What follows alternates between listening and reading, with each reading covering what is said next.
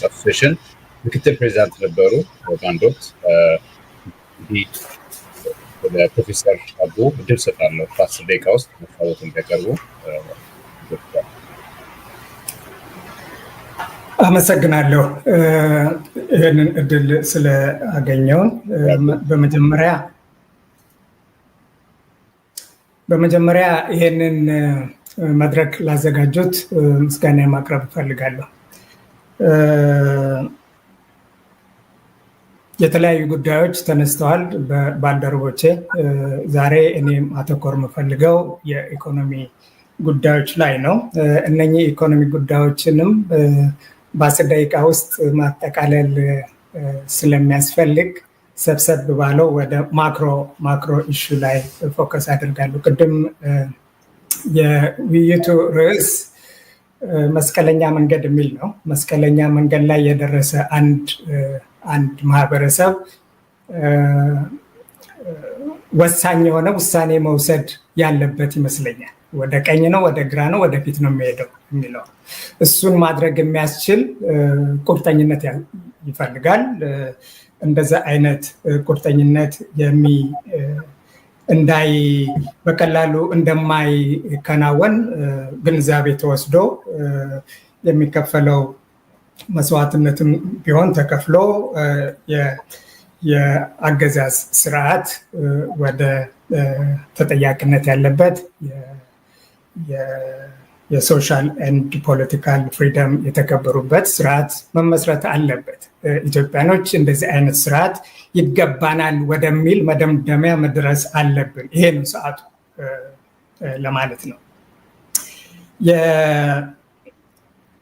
የመጀመሪያው አንድ ምልከታዊ ምንድነው? የኢትዮጵያ ወቅታዊ ስብራት ኢኮኖሚው ጋር እንደሆነ ብዙ የሀገራችን ህዝብ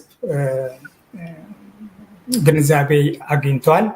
እኔ ፎከስ ማድረገው እነሱን ከመዘርዘር ይልቅ ምንድነው ፋውንዴሽናል የሆነ መሰረታዊ ችግሩ ምንድነው? ምክንያቱ ምንድነው? ይህንን ችግርስ እንዴት መቅረፍ ይቻላል ወደሚለው ሀሳብ ይሄዳለኝ።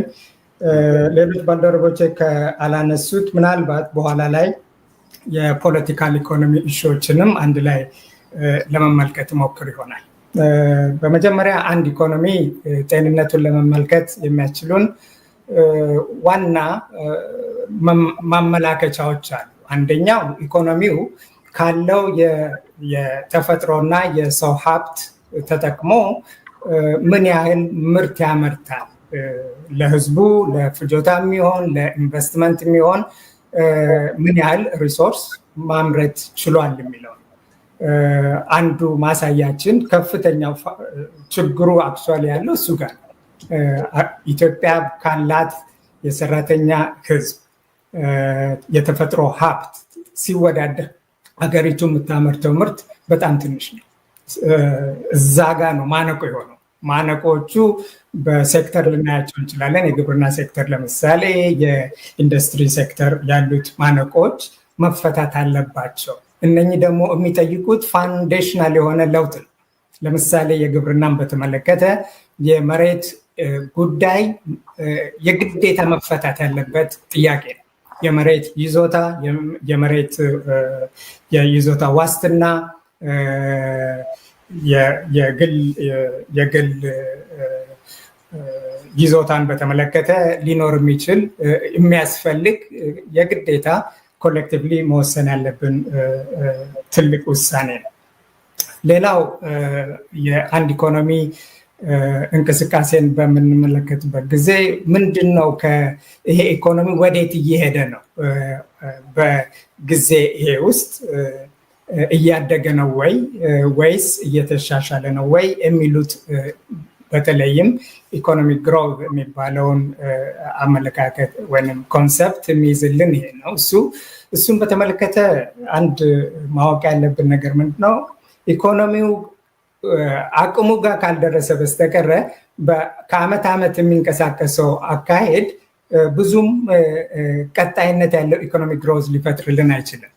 የዛ ዋናው ምክንያት ደግሞ ምንድን ነው? ስትራክቸራል የሆነ ችግር ያለበት ኢኮኖሚ ስለሆነ የኢኮኖሚ ግሮዝንም ያቀጭጨው። በዛ ምክንያት ነው የዋናው የኢኮኖሚ ስብራት ነው የምንለው።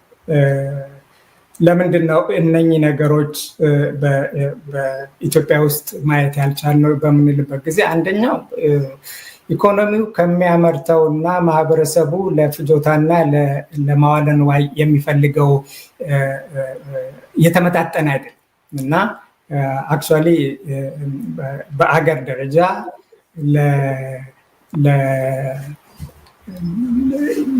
የሚመረተውና ለፍጆታ የሚሆነው ክፍተት አለ ሁልጊዜ። ያ እየተጠራቀመ መጥቶ በዕዳነት አክምለት እያደረገ ነው። እሱን ለመፍታት እስካልተቻለ ድረስ የሚፈጠሩ ማነቆች በየጊዜው እየበቀሉ ስለሚመጡ አክቹዋሊ የኢኮኖሚ ግሮዝም ሰስቴናብል ሊሆን አይችልም ማለት ነው። አሁን ሌላው ምልከታ ምንድን ነው? አንድ ኢኮኖሚ እንዲያድግ ከተፈለገ ምርታማነትን ማሳደግ ያስፈልጋል። ለዛ ምርታማነት ደግሞ የሚያስፈልገው ዋናው ግብአት ካፒታል፣ የካፒታል ክምችት ሰራተኛው እሱን ተጠቅሞ ምርታማነት እንዲያሳድግ የሚያስችለው በመሆኑ እሱ በጣም አስፈላጊ ነው። ለምሳሌ በቅርቡ ያለው ኤስቲሜት ምንድነው? ወደ 630 ቢሊዮን አካባቢ የሚሆን የካፒታል ክምችት አገር ውስጥ እንዳለ ይገመታል። ከዛ ውስጥ ግን በየአመቱ 30 ቢሊዮን የሚያህል ኢንቨስት መደረግ አለበት የካፒታል ሽምቀትን ለመከላከል። ያ ማለት ምንድን ነው? ከዛ በላይ ሲደረግ ነው የካፒታል ኢንቴንሲቲ እየጨመረ የሚመጣውን ለማለት ነው። እና እነኚህን ነገሮች በምናይበት ጊዜ ዋናው ችግር የሚፈጠረው በምንድን ነው? ኢኮኖሚው የሚገባውን ያህል ቁጠባ እያደረገ አይደለም። ያ ቁጠባ ደግሞ የተቆጠበውም ኢኮኖሚ ውስጥ እድገት፣ ኢኮኖሚ ውስጥ ስራ፣ ኢኮኖሚ ውስጥ አዲስ የማምረት አቅም በሚፈጥሩ እንቅስቃሴዎች ላይ አይደለም ኢንቨስት እየተደረገ ያለው። ኦቨርኦል ስናየው ምንድን ያለው መዛባት አለ። ያም መዛባት ማስተካከል የሚቻልበት ስርዓት ያስፈልጋል ማለት ነው። እንደዚህ አንዱ እሱ ነው። ሁለተኛው አመላካች የአንድ ኢኮኖሚ ጤንነትን በተመለከተ የዋጋ ግሽበት አንደኛው ነው። ሁለተኛው አንኤምፕሎይመንት ወይንም የስራ አጥነት ችግር ነው። የስራ አጥነትን ችግር በተለያዩ መልኩ ማየት ይቻላል። ለምሳሌ በግብርና ውስጥ ያለ የተደበቀ የስራ አጥነት ያለ ወጣቱ ሌላ ስራ ላይ መሳተፍ እየቻለ ሌላ እድል ስለሌለው ግብርና ውስጥ እየቀረ ነው። ያ ማለት ምንድነው? የገበሬው ብዛት እየጨመረ ሊያርስ የሚችላት ቦታ እያነሰች ቤተሰብን መቀለብ በማይችልበት ደረጃ ላይ እየደረሰ ነው። በዚህ መልኩ ከቀጠለ ኦቨርኦል የሆነ ናሽናል ኢኮኖሚክ ክራይሲስ ሊፈጠር ይችላል። ሌላው አገሪቷ ከሌሎች ሀገሮች ጋር በምታደርግበት የኢኮኖሚ ግንኙነት ላይ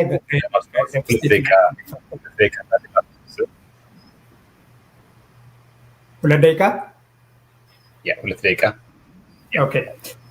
ከሌሎች ሀገሮች ጋር የሚያደርጉትን ግንኙነት በተመለከተ ሀገሪቷ በጣም ትንሽ ነገር ነው ወደ ሌላው ሀገር ኤክስፖርት የምታደርገው። ከሌላ የምታስገባው ደግሞ በጣም ትልቅ ነው። በዛ ምክንያት ይሄ ስትራክቸራል የሆነ ዴፊሲት እየተጠራቀመ መጥቶ ወደ ዕዳነት ተለውጧል። ያ የዕዳ ክምችት የውጭ ዕዳ አለ፣ የአገር ውስጥ ዕዳ አለ። ጠቅላላ ተደማምሮ ወደ 70 ቢሊዮን አካባቢ አለ። ዕዳን በተመለከተ ያለው ስታቲስቲክስ አኩሬት አይደለም። የተደበቀ ያልተሸፈነ ዕዳ አለ እና መሳሪያ ላይ የሚወጣ ንብረት ለምሳሌ በጦርነቱ ምክንያት የሚወድሙ ቤዚክ የሆነ ኢንፍራስትራክቸር አለ። የትምህርት ቤቶች አሉ፣ የጤና ያዎች አሉ፣ መንገዶች አሉ። እነኚህ ሁላ እየፈረሱ ነው። ስለዚህ አክቹዋሊ ካፒታል አኩሙሌሽን ይልቅ አገሪቷ ካፒታሊስት እንኳ እየተመናመነ ነው።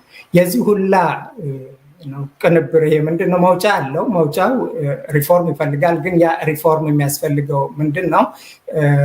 ሰላም ባለበት ኢንቫይሮንመንት፣ ተጠያቂነት ባለበት ኢንቫይሮንመንት እና እውነተኛ የአገር ውስጥ ችግሮችን ነቅሶ አውጥቶ ለዛ መፍትሄ የሚሆን የኢኮኖሚክ ፖሊሲ መቅረጽ ያስፈልጋል። አሁን ያለው የኢኮኖሚ ፖሊሲም ሆነ እየተተገበሩ ያሉት የተለያዩ የኢኮኖሚክ ዲክሪስ ያንን ኢኮኖሚ በሚመጥን መልኩ እየመሩት ባለመሆኑ የተነሳ አሁን የምናያቸው የተለያዩ ችግሮች ዝርዝር ውስጥ መሄድ አንችልም፣ ሰዓት አጭር ስለሆነ እነሱ ምልክቶች ናቸው። ዋና ፋንዳሜንታል ችግሩ ግን የተጠያቂነት የሌለበት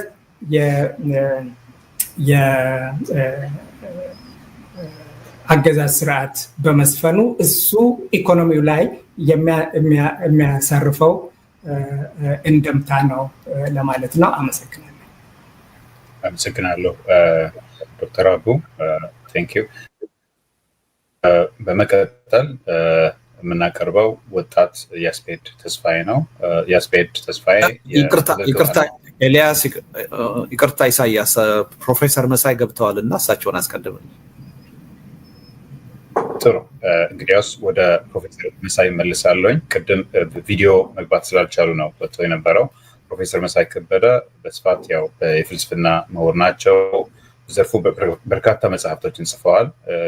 መጽሔቶችን፣ ጆርናልስ፣ መጣጥፎች፣ አካዴሚክ ኮንትሪቢሽንም አላቸው። በኢትዮጵያ ፖለቲካ ጉዳይ ደግሞ ንቁ ተሳታፊ እንደሆኑ ይታወቃል።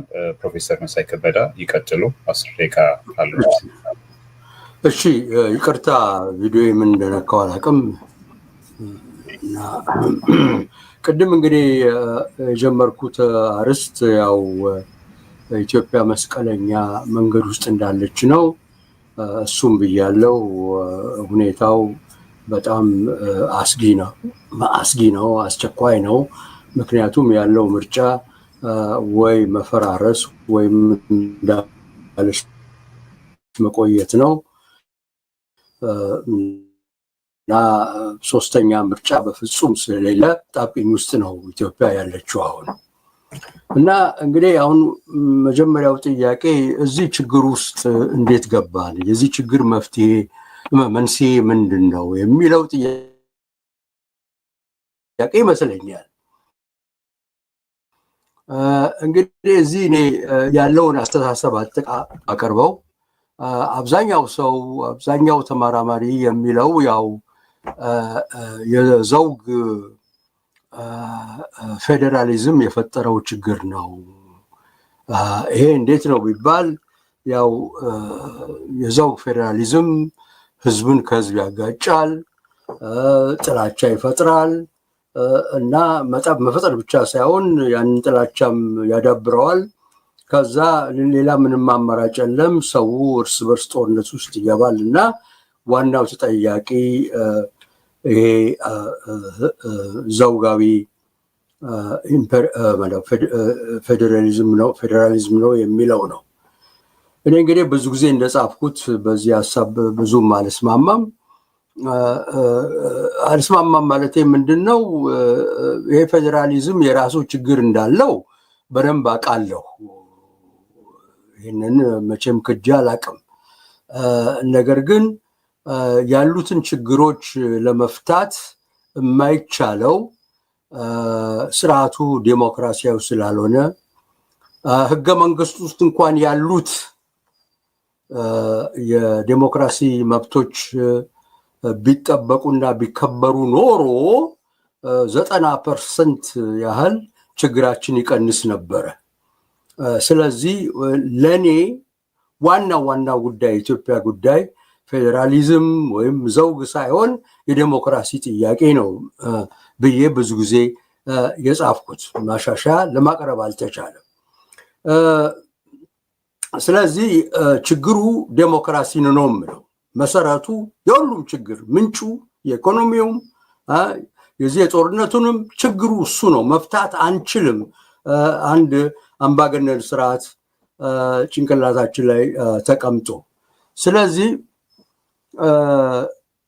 ህገ መንግስቱን እንደፈለገን ምንለውጠውም በጂኦግራፊ ብናደርገው በሲቲዘንሺፕ በዜግነት ብናደርገው ከዚህ ከአምባገነንነት ካልለቀቀን የሚለወጥ ነገር የለም። ከዚህ በፊትም አይተነዋል። ያው ነው የሚሆነው። ብቻ የሚቀየሙ ሰዎች ይለወጡ ይሆናል። አሁን አንዱ ይመቸዋል፣ ሌላው ላይመቸው ይችላል። ግን ስርዓቱ ያው ነው። ስለዚህ የሰላሙ እጦት፣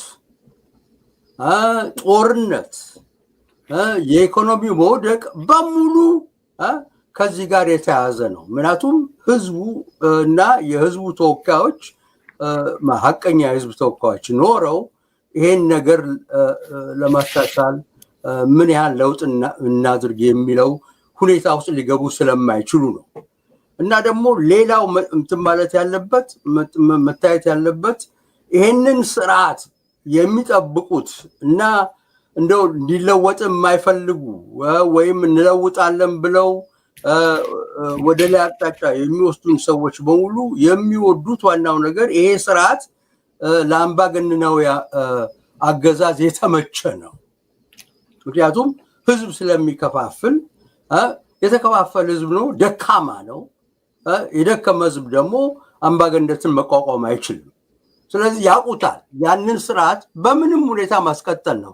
አሁን እንደምንሰማው ከሆነ እንደውም ከዚህ አልፈን ከፓርላማ ከስርዓት ወደ ፕሬዚደንት ስርዓት ልንሄድ ነው የሚባል ነገር አለ። እንግዲህ ያንኑ አምባገነንነቱን ለማጠናከር ነው ይሄ ወደዛ የሚካሄደው። ስለዚህ ችግሩ ይሄ ከሆነ እንግዲህ ምንድነው መፍትሄው?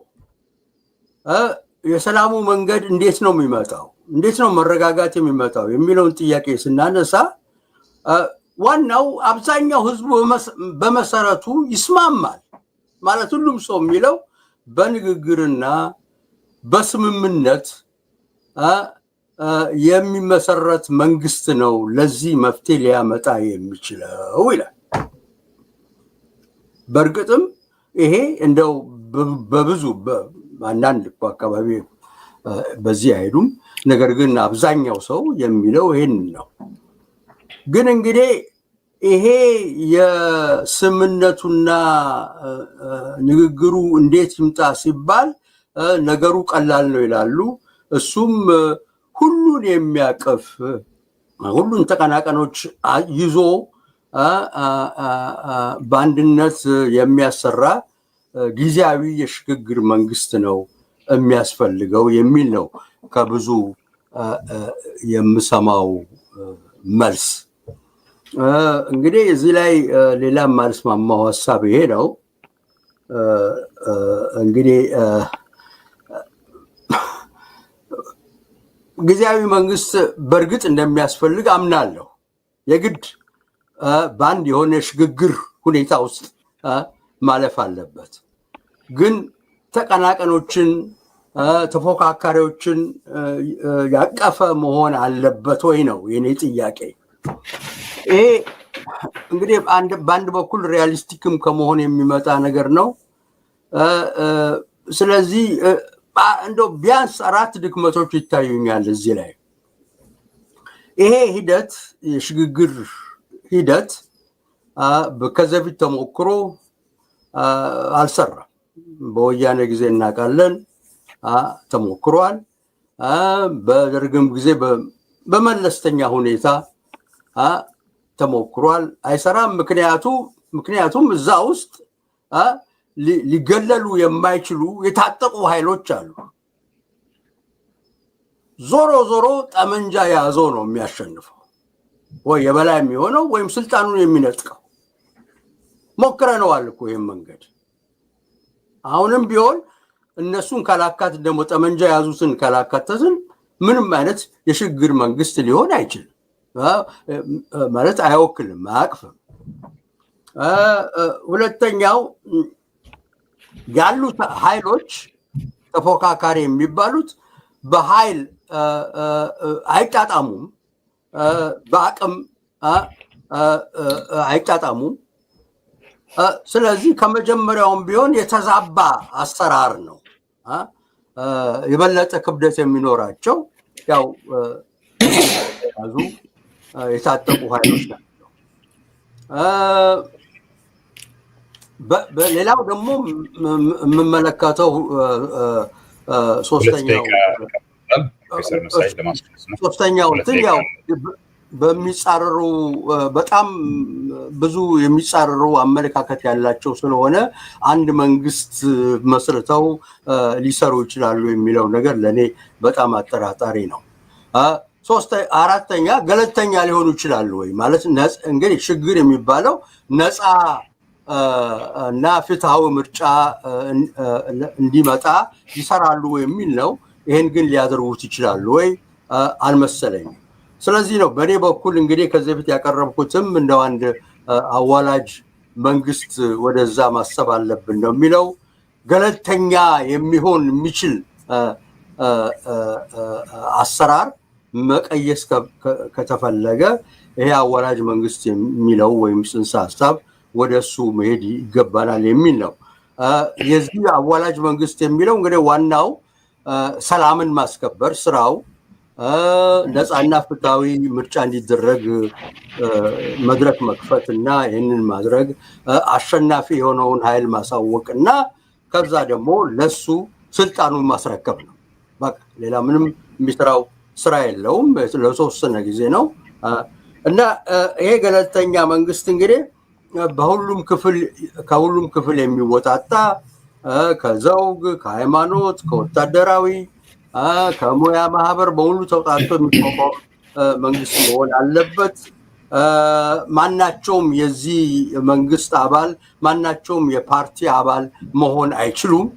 በፍጹም የተከለከለ ነው እና ደግሞ እነ ሰዎች ህብረተሰቡ የሚያውቃቸው ታማኝና የሚያከብራቸው ሰዎች መሆን አለባቸው። እንደሚታወቀው ሀሳቡ በቱኒዚያ ተሞክሯል፣ በባንግላዴሽ ተሞክሯል። እኛም ሀገር ታሪክ አለ።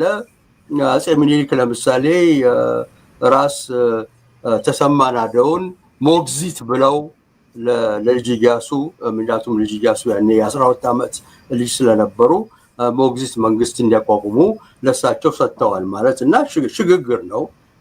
ግን ያው የሚታመኑ ስለነበሩ እንግዲህ አፄ ምኒልክ ስለሚያምኗቸው በዚህ መሰረት ለማለፍ ሞክረዋል እና ግን እንግዲህ እዚህ ላይ የምለው ስልጣኑን ይሄን ነገር እንዲሰራ ከተፈለገ በሙሉ የተፎካካሪ ኃይሎች ጨረስኩ። ተጨማሪ ትንሽ ተታለው ይጨርስ። ተፎካካሪ ኃይሎች በሙሉ ለስልጣን ሩጫቸውን አቁመው ህዝብ ማነው ፊታቸውን ወደ ህዝብ አዙረው አንተ ዳኘን ህዝብ በአጠቃላይ የአንተ የምርጫ እንትን የምትመርጠውን ነው የምንሾመውና አንተ ዳኘን ብለው መቀበል አለባቸው። ይሄ ኦፍ ኮርስ ትንሽ የኔ ካቀረብኩት ንድፈ ሀሳብ ደካማ መንገድ ያለው ይሄ ይመስለኛል። በጣም እንትን ነው ግን ሌላ አማራጭ ያለ አይመስለኝም። ያለው ሌላ አማራጭ ምንድነው? ያው አምባገነን ሌላ አምባገነን እንደው በኃይል አገሪቷን ይዞ የሚቆጣጠር ኃይል ይወጣል ብሎ ከመመኘት በስተቀር ከዚህ ውጪ ያው ደግሞ እሱም ደግሞ ያው ዞሮ እዛ ውስጥ ነው የሚያስገባን። እዛው ችግር ውስጥ ነው እሱ ነውና በጣም ያለን አማራጭ በጣም ውስን ነው። ሪሊ አጣብቀኝ ነው ውስጥ የገባ ነው። እናመሰግናለሁ። ቴንክ ዩ። ቀጣይ እንግዲህ ወደ ኢያስፔድ ተስፋዬ ነው የሚሄደው። ቀጣይ ተናጋሪው እዚህ ጋር ማስታወሻ ምንድነው 5 ደቂቃ ተጨማሪ በተነሱት ሀሳቦች ላይ ሪፍሌክት የምታደርጉበት እድል ይኖራል። በዛ መሰረት መጀመሪያ ተናጋሪ የነበሩት ዶክተር ዮናስ ብሩ ይሆናሉ የ5 ደቂቃው ላይ። ከዛ ፊት ግን 2 ተናጋሪዎች ይቀራሉ። እነሱ ከጨረሱ በኋላ ነው ተጨማሪ 5 ደቂቃ የሚኖራቸው። በቀጣይ ወጣት ኢያስፔድ ተስፋዬ ነው ተናጋሪ የሚሆነው። ኢያስፔድ የፖለቲካ ተንታኝ ወይ ፖለቲካል አናሊስት ነው። በናሽናሊዝም ኢን ግሎባል ፐርስፔክቲቭ በሚባል ዘርፍ የማስተርስ ዲግሪ ያለው በኢትዮጵያ ጉዳይ በስፋት የተለያዩ ማህበራዊና ፖለቲካዊ ጉዳዮች ላይ በመወያየት ንቁ ተሳታፊ በመሆን ይታወቃል። ወጣት ያስፔት ተስፋዬ 10 ደቂቃ እድልን እሰጣለሁ። አመሰግናለሁ ኢሳያስ።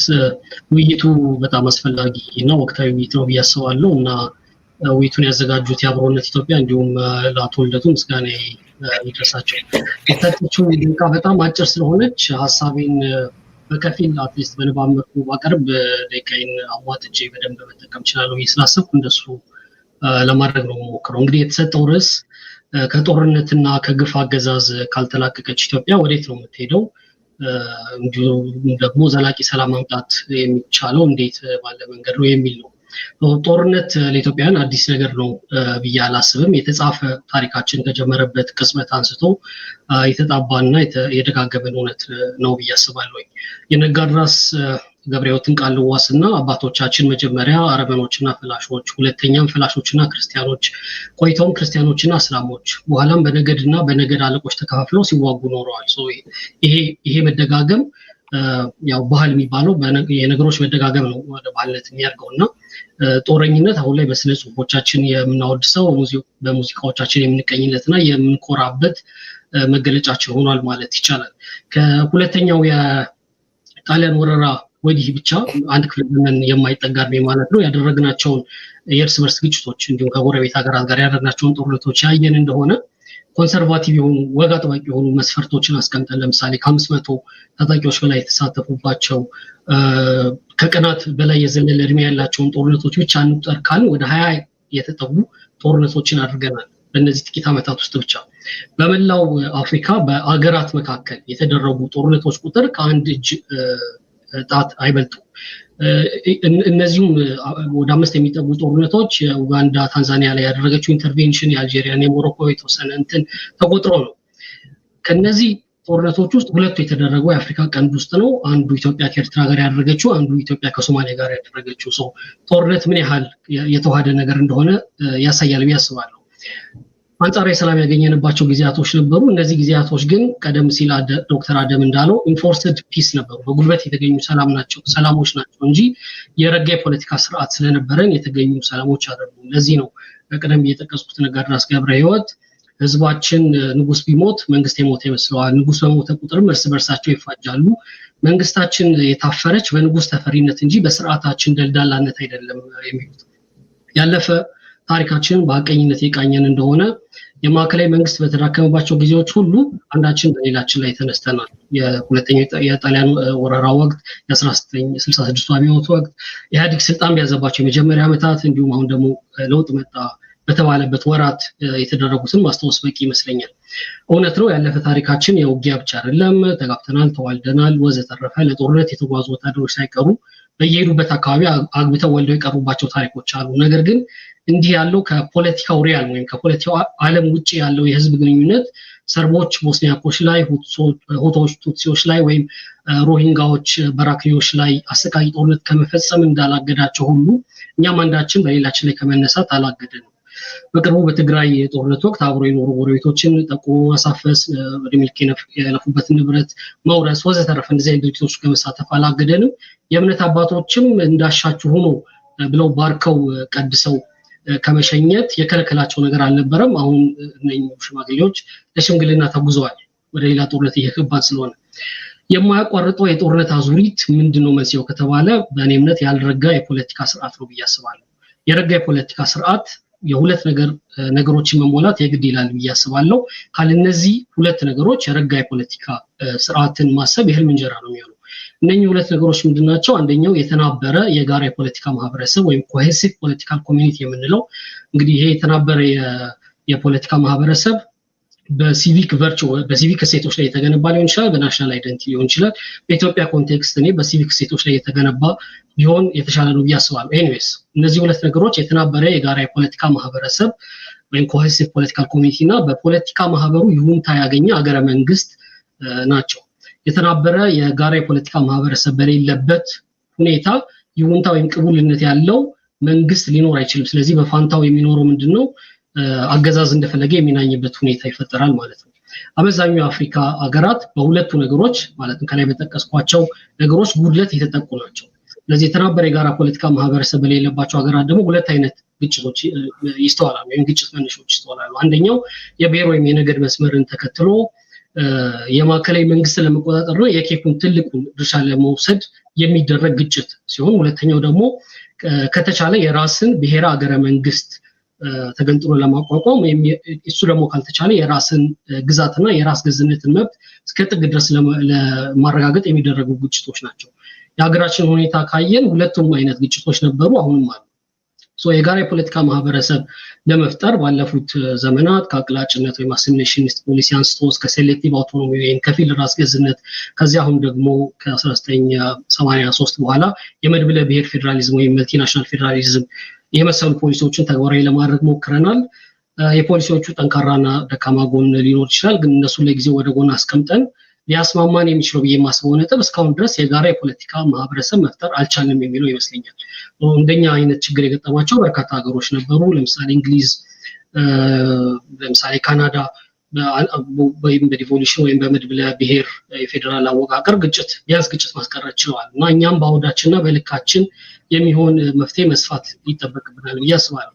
ይህም ማድረግ ካልቻል የፖለቲካ ማህበረሰብ የጋራ የፖለቲካ ማህበረሰብ በሌለበት ሁኔታ ሀገረ መንግስቱና የሀገረ መንግስቱ መዘውር የሚታዩት እንደ መበዝበዣ መሳሪያ ወይም ኤክስትራክቲቭ ማሽን ስለሆነ መዘውሩን የሚይዘው አካል ወይም መዘውሩን ለመያዝ የሚሄደው አካል ሁልጊዜ መበዝበዝ ስለሆነ የሚያስበው ስርዓታዊ መንግስት መሆን አይቻለውም። አገዛዝ ከመሆኑም የሚድንበት አንዳች እድል የለውም። ህዝቦች ባሮች ይሆናሉ፣ ያሻውን ያደርጋል ማለት ነው።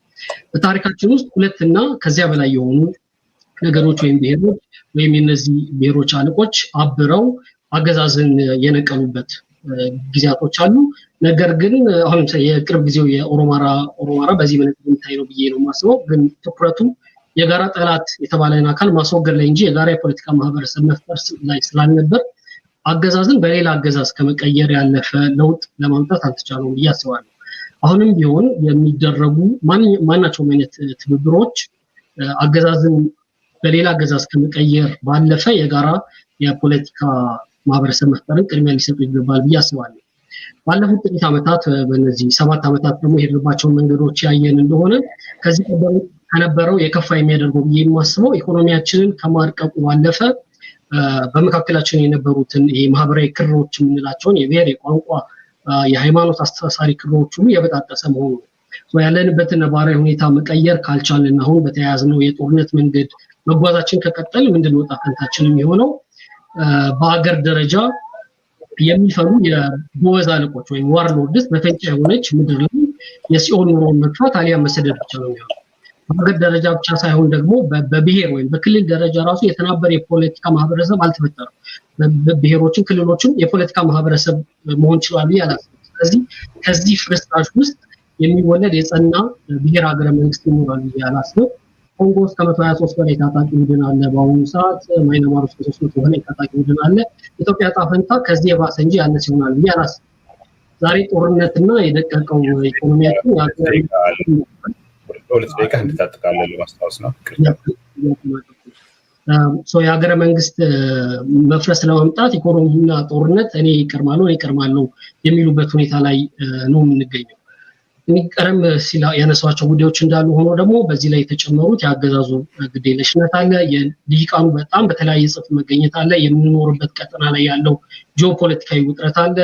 የዓለም የአንድ ዋልታ ስርዓት መናጋት አለ። እነዚህ ሁሉ ሲታከሉበት አደጋውን ዘርፈ ብዙ ያደርገዋል ብዬ አስባለሁ። ስለዚህ ምንድነው ማድረግ የሚቻለው ወደሚለው ስመጣ 3 ነጥቦችን ይቻላል። የመጀመሪያው ሁላችንም በያለንበት ሀቀኛ የሆነ የራስ ግምገማና ግለሂስ ማድረግና ለአመክንዮ ቦታ መስጠት መጀመር አለብን። ሁለተኛው በጋራ ጠላት ላይ ለመነሳት የሚደረግ ጊዜያዊና ታክቲካዊ ሳይሆን መሰረታዊ በሆኑ ጉዳዮች ላይ ያለማደባበስ የሚደረግ የልሂቃን ውይይትና ድርድር አስፈላጊ ነው ብዬ አስባለሁ። ሶስተኛ የልሂቃን ውይይትና ድርድሩ ውጤቱን ተከትሎ ደግሞ አዲስ ማህበራዊ ውል በመፈጸም ማጽናት መቻል አለብን ብዬ አስባለሁ። እነዚህ ማድረግ የተባበረ የጋራ የፖለቲካ ማህበረሰብ መፍጠር እንዲሁም የረጋ የፖለቲካ ስርዓትን ለመትከል አስቻይ ነው ብዬ አስባለሁ። በመጨረሻ የተከፋፈለ የፖለቲካ ማህበረሰብ ይፈልጋል አገዛዝ ቢያስባለው ስለዚህ በራሱ ተነሳሽነት ያደርጋል ይሄንን ብዬ ስለማላስብ አገዛዙን ማስገደድ መቻል አስፈላጊ ነው ብዬ አስባለሁ ለዚህም ሰላማዊ ትግል ማድረግ እና ተወልዶ እንደሚያደርጉት ማለት ነው በጣም አስፈላጊ ነው ብዬ አስባለሁ አንድ ነገር ብቻ ብዬ ላጠናቅ ወደ ምን ፈልገው ወደ ሰላማዊ ህይወት ለመሸጋገር ባለፉት አመታት በጣም ስለሆነ የተቋሰለው ያለ ሽግግር ጊዜ ፍትህ አባሳዎቻችን መሻር ይችላሉ ብዬ አላስብም ኦፍ ኮርስ የሽግግር ጊዜ ፍትህ በጣም አዳናጭ የሆነ ኮንሰፕት ነው ምክንያቱም ትሬድ ኦፍ ስለሆነ ሰላም በማምጣትና በተጠያቂነት መካከል ያለ ግብይት ስለሆነ ማለት ነው ግን ከነ ሳይድ ኢፌክቱም ቢሆን ከነ ጎንዮሽ ጉዳቱም ቢሆን ልንችለውና ልንሸከመው የሚገባ አማራጭ ነው ብዬ አስባለሁ በድጋሚ ያመሰግናለሁ አዘጋጆች በጣም እናመሰግናለን የስፔድ ቀጣይ ተናጋሪ ፕሮፌሰር ጌታቸው አሰፋ ነው ፕሮፌሰር ጌታቸው በኢንዱስትሪያል ኢኮሎጂ ፒኤችዲ ዲግሪ አላቸው በሰስቴናብል ዲዛይን በዩኒቨርሲቲ ኦፍ ካልጋሪ ካናዳ ያስተምራሉ በዘርፉ ሰፊ የምርምር ስራዎችን ሰርተዋል በተለይ ደግሞ በዩኤምዲ ሚዲያም እንዲሁ በተለያዩ ኢትዮጵያ ጉዳዮች ላይ በተለይ ደግሞ ከትግራይ ጋር በተገናኘ ሰፊ አስተያየቶችን በመስጠት ይታወቃሉ ስለዚህ ቀጣይ ፕሮፌሰር ጌታቸው አሰፋ 10 ደቂቃ አለዎት ይቀጥሉ ፕሮፌሰር ጌታቸው አመሰግናለሁ ኢሳያስ ይሰማል ፕሮፌሰር ጌታቸው ይቅርታ መንገድ ላይ ነው ያለሁት ፑልኦቨር አድርጌ ነው እያወራ ያለሁት የተወሰነውን ተከታትያለሁ ባለኝ 10 ደቂቃ ለመጨረስ ሞክራለሁ ልደቱንና አብሮነት ኢትዮጵያን አመሰግናለሁ ለዚህ እድል ይሄ ሁለት ጥያቄዎች መልስ ከማጋራቴ በፊት መጀመሪያ ራሴን የጠየቁት እነዚህ የምሰጣችሁ መልሶች በምን መሰረት ወይም በምን መስፈርት መሰረት ነው መመርጣቸው እያልኩ ነበር እና የተወሰኑትን መስፈርቶች ማየት ፈልጋለሁ አንዱ በትግራይ ላይ በተደረገው አሁንም እየቀጠለ ያለው የዘር ማጥፋት ጦርነት ወቅትና እሱን ተከትሎ የተፈጠረው ሁኔታ በአማራ ክልል በኦሮሚያ በመላው ኢትዮጵያ አዲስ አበባ ዙሪያ ሳይቀር ያለው የተኖረ ልምድ እየሄድንበት ያለው ህይወት መሰረት ያደረገ ነው ሁለተኛ በሞራላዊ መርህ እንጂ በበቀል ስሜት ወይም ለአንድ ወገን ባደላ መንገድ ሳይሆን ሁሉን አቀፍ ፍትህ የሚጠይቅ ከሰው ልጆች መሰረታዊ ህሊናም ጋር የማይጋጭ መስፈርት ያስፈልጋል ብዬ አምናለሁ ሌላው ፖለቲካዊና ታሪካዊ ልክነትም ያለው መሆን አለበት ብዬ አስባለሁ ያው የምሰጠው መልስ ምናልባት ተጨማሪ መስፈርት ትችት ብቻ ሳይሆን ያው መፍትሄ ተኮርም እንዲሆን አስባለሁ የመጨረሻው የምሁራንን እውነት ለባለ ጉልበቶች ወይም ባለ ጉልበቶች ወይም ስልጣን ኃይል ያላቸው ሰዎች ፊት የመናገር ሞራላዊ ድፍረትና ኃላፊነትን ታሳቢ ያደረገ ነው ፖለቲካዊ ምክንያት ሳይሆን ይህም ብዬ መራራ እውነት በመቀበል መጀመር አለብን ብዬ አስባለሁ እነዚህ ጥያቄዎች ስንመልስም ከችግር ለመውጣት ነው አንደኛው ኢትዮጵያ የጦርነቶች አዙሪት የአምባገነን አገዛዞች አዙሪት ውስጥ ያለች በተለይ ደግሞ እነዚህን ሁለት አዙሪቶች የሚያቀጣጥለው የተጠያቂነት አልቦ ባህል አዙሪት ውስጥ ስለሆነች ነው ብዬ አምናለሁ የትግራይ የዘር ማጥፋት ለምሳሌ ዝም ብሎ ድንገት የመጣ ነው ብዬ አላምንም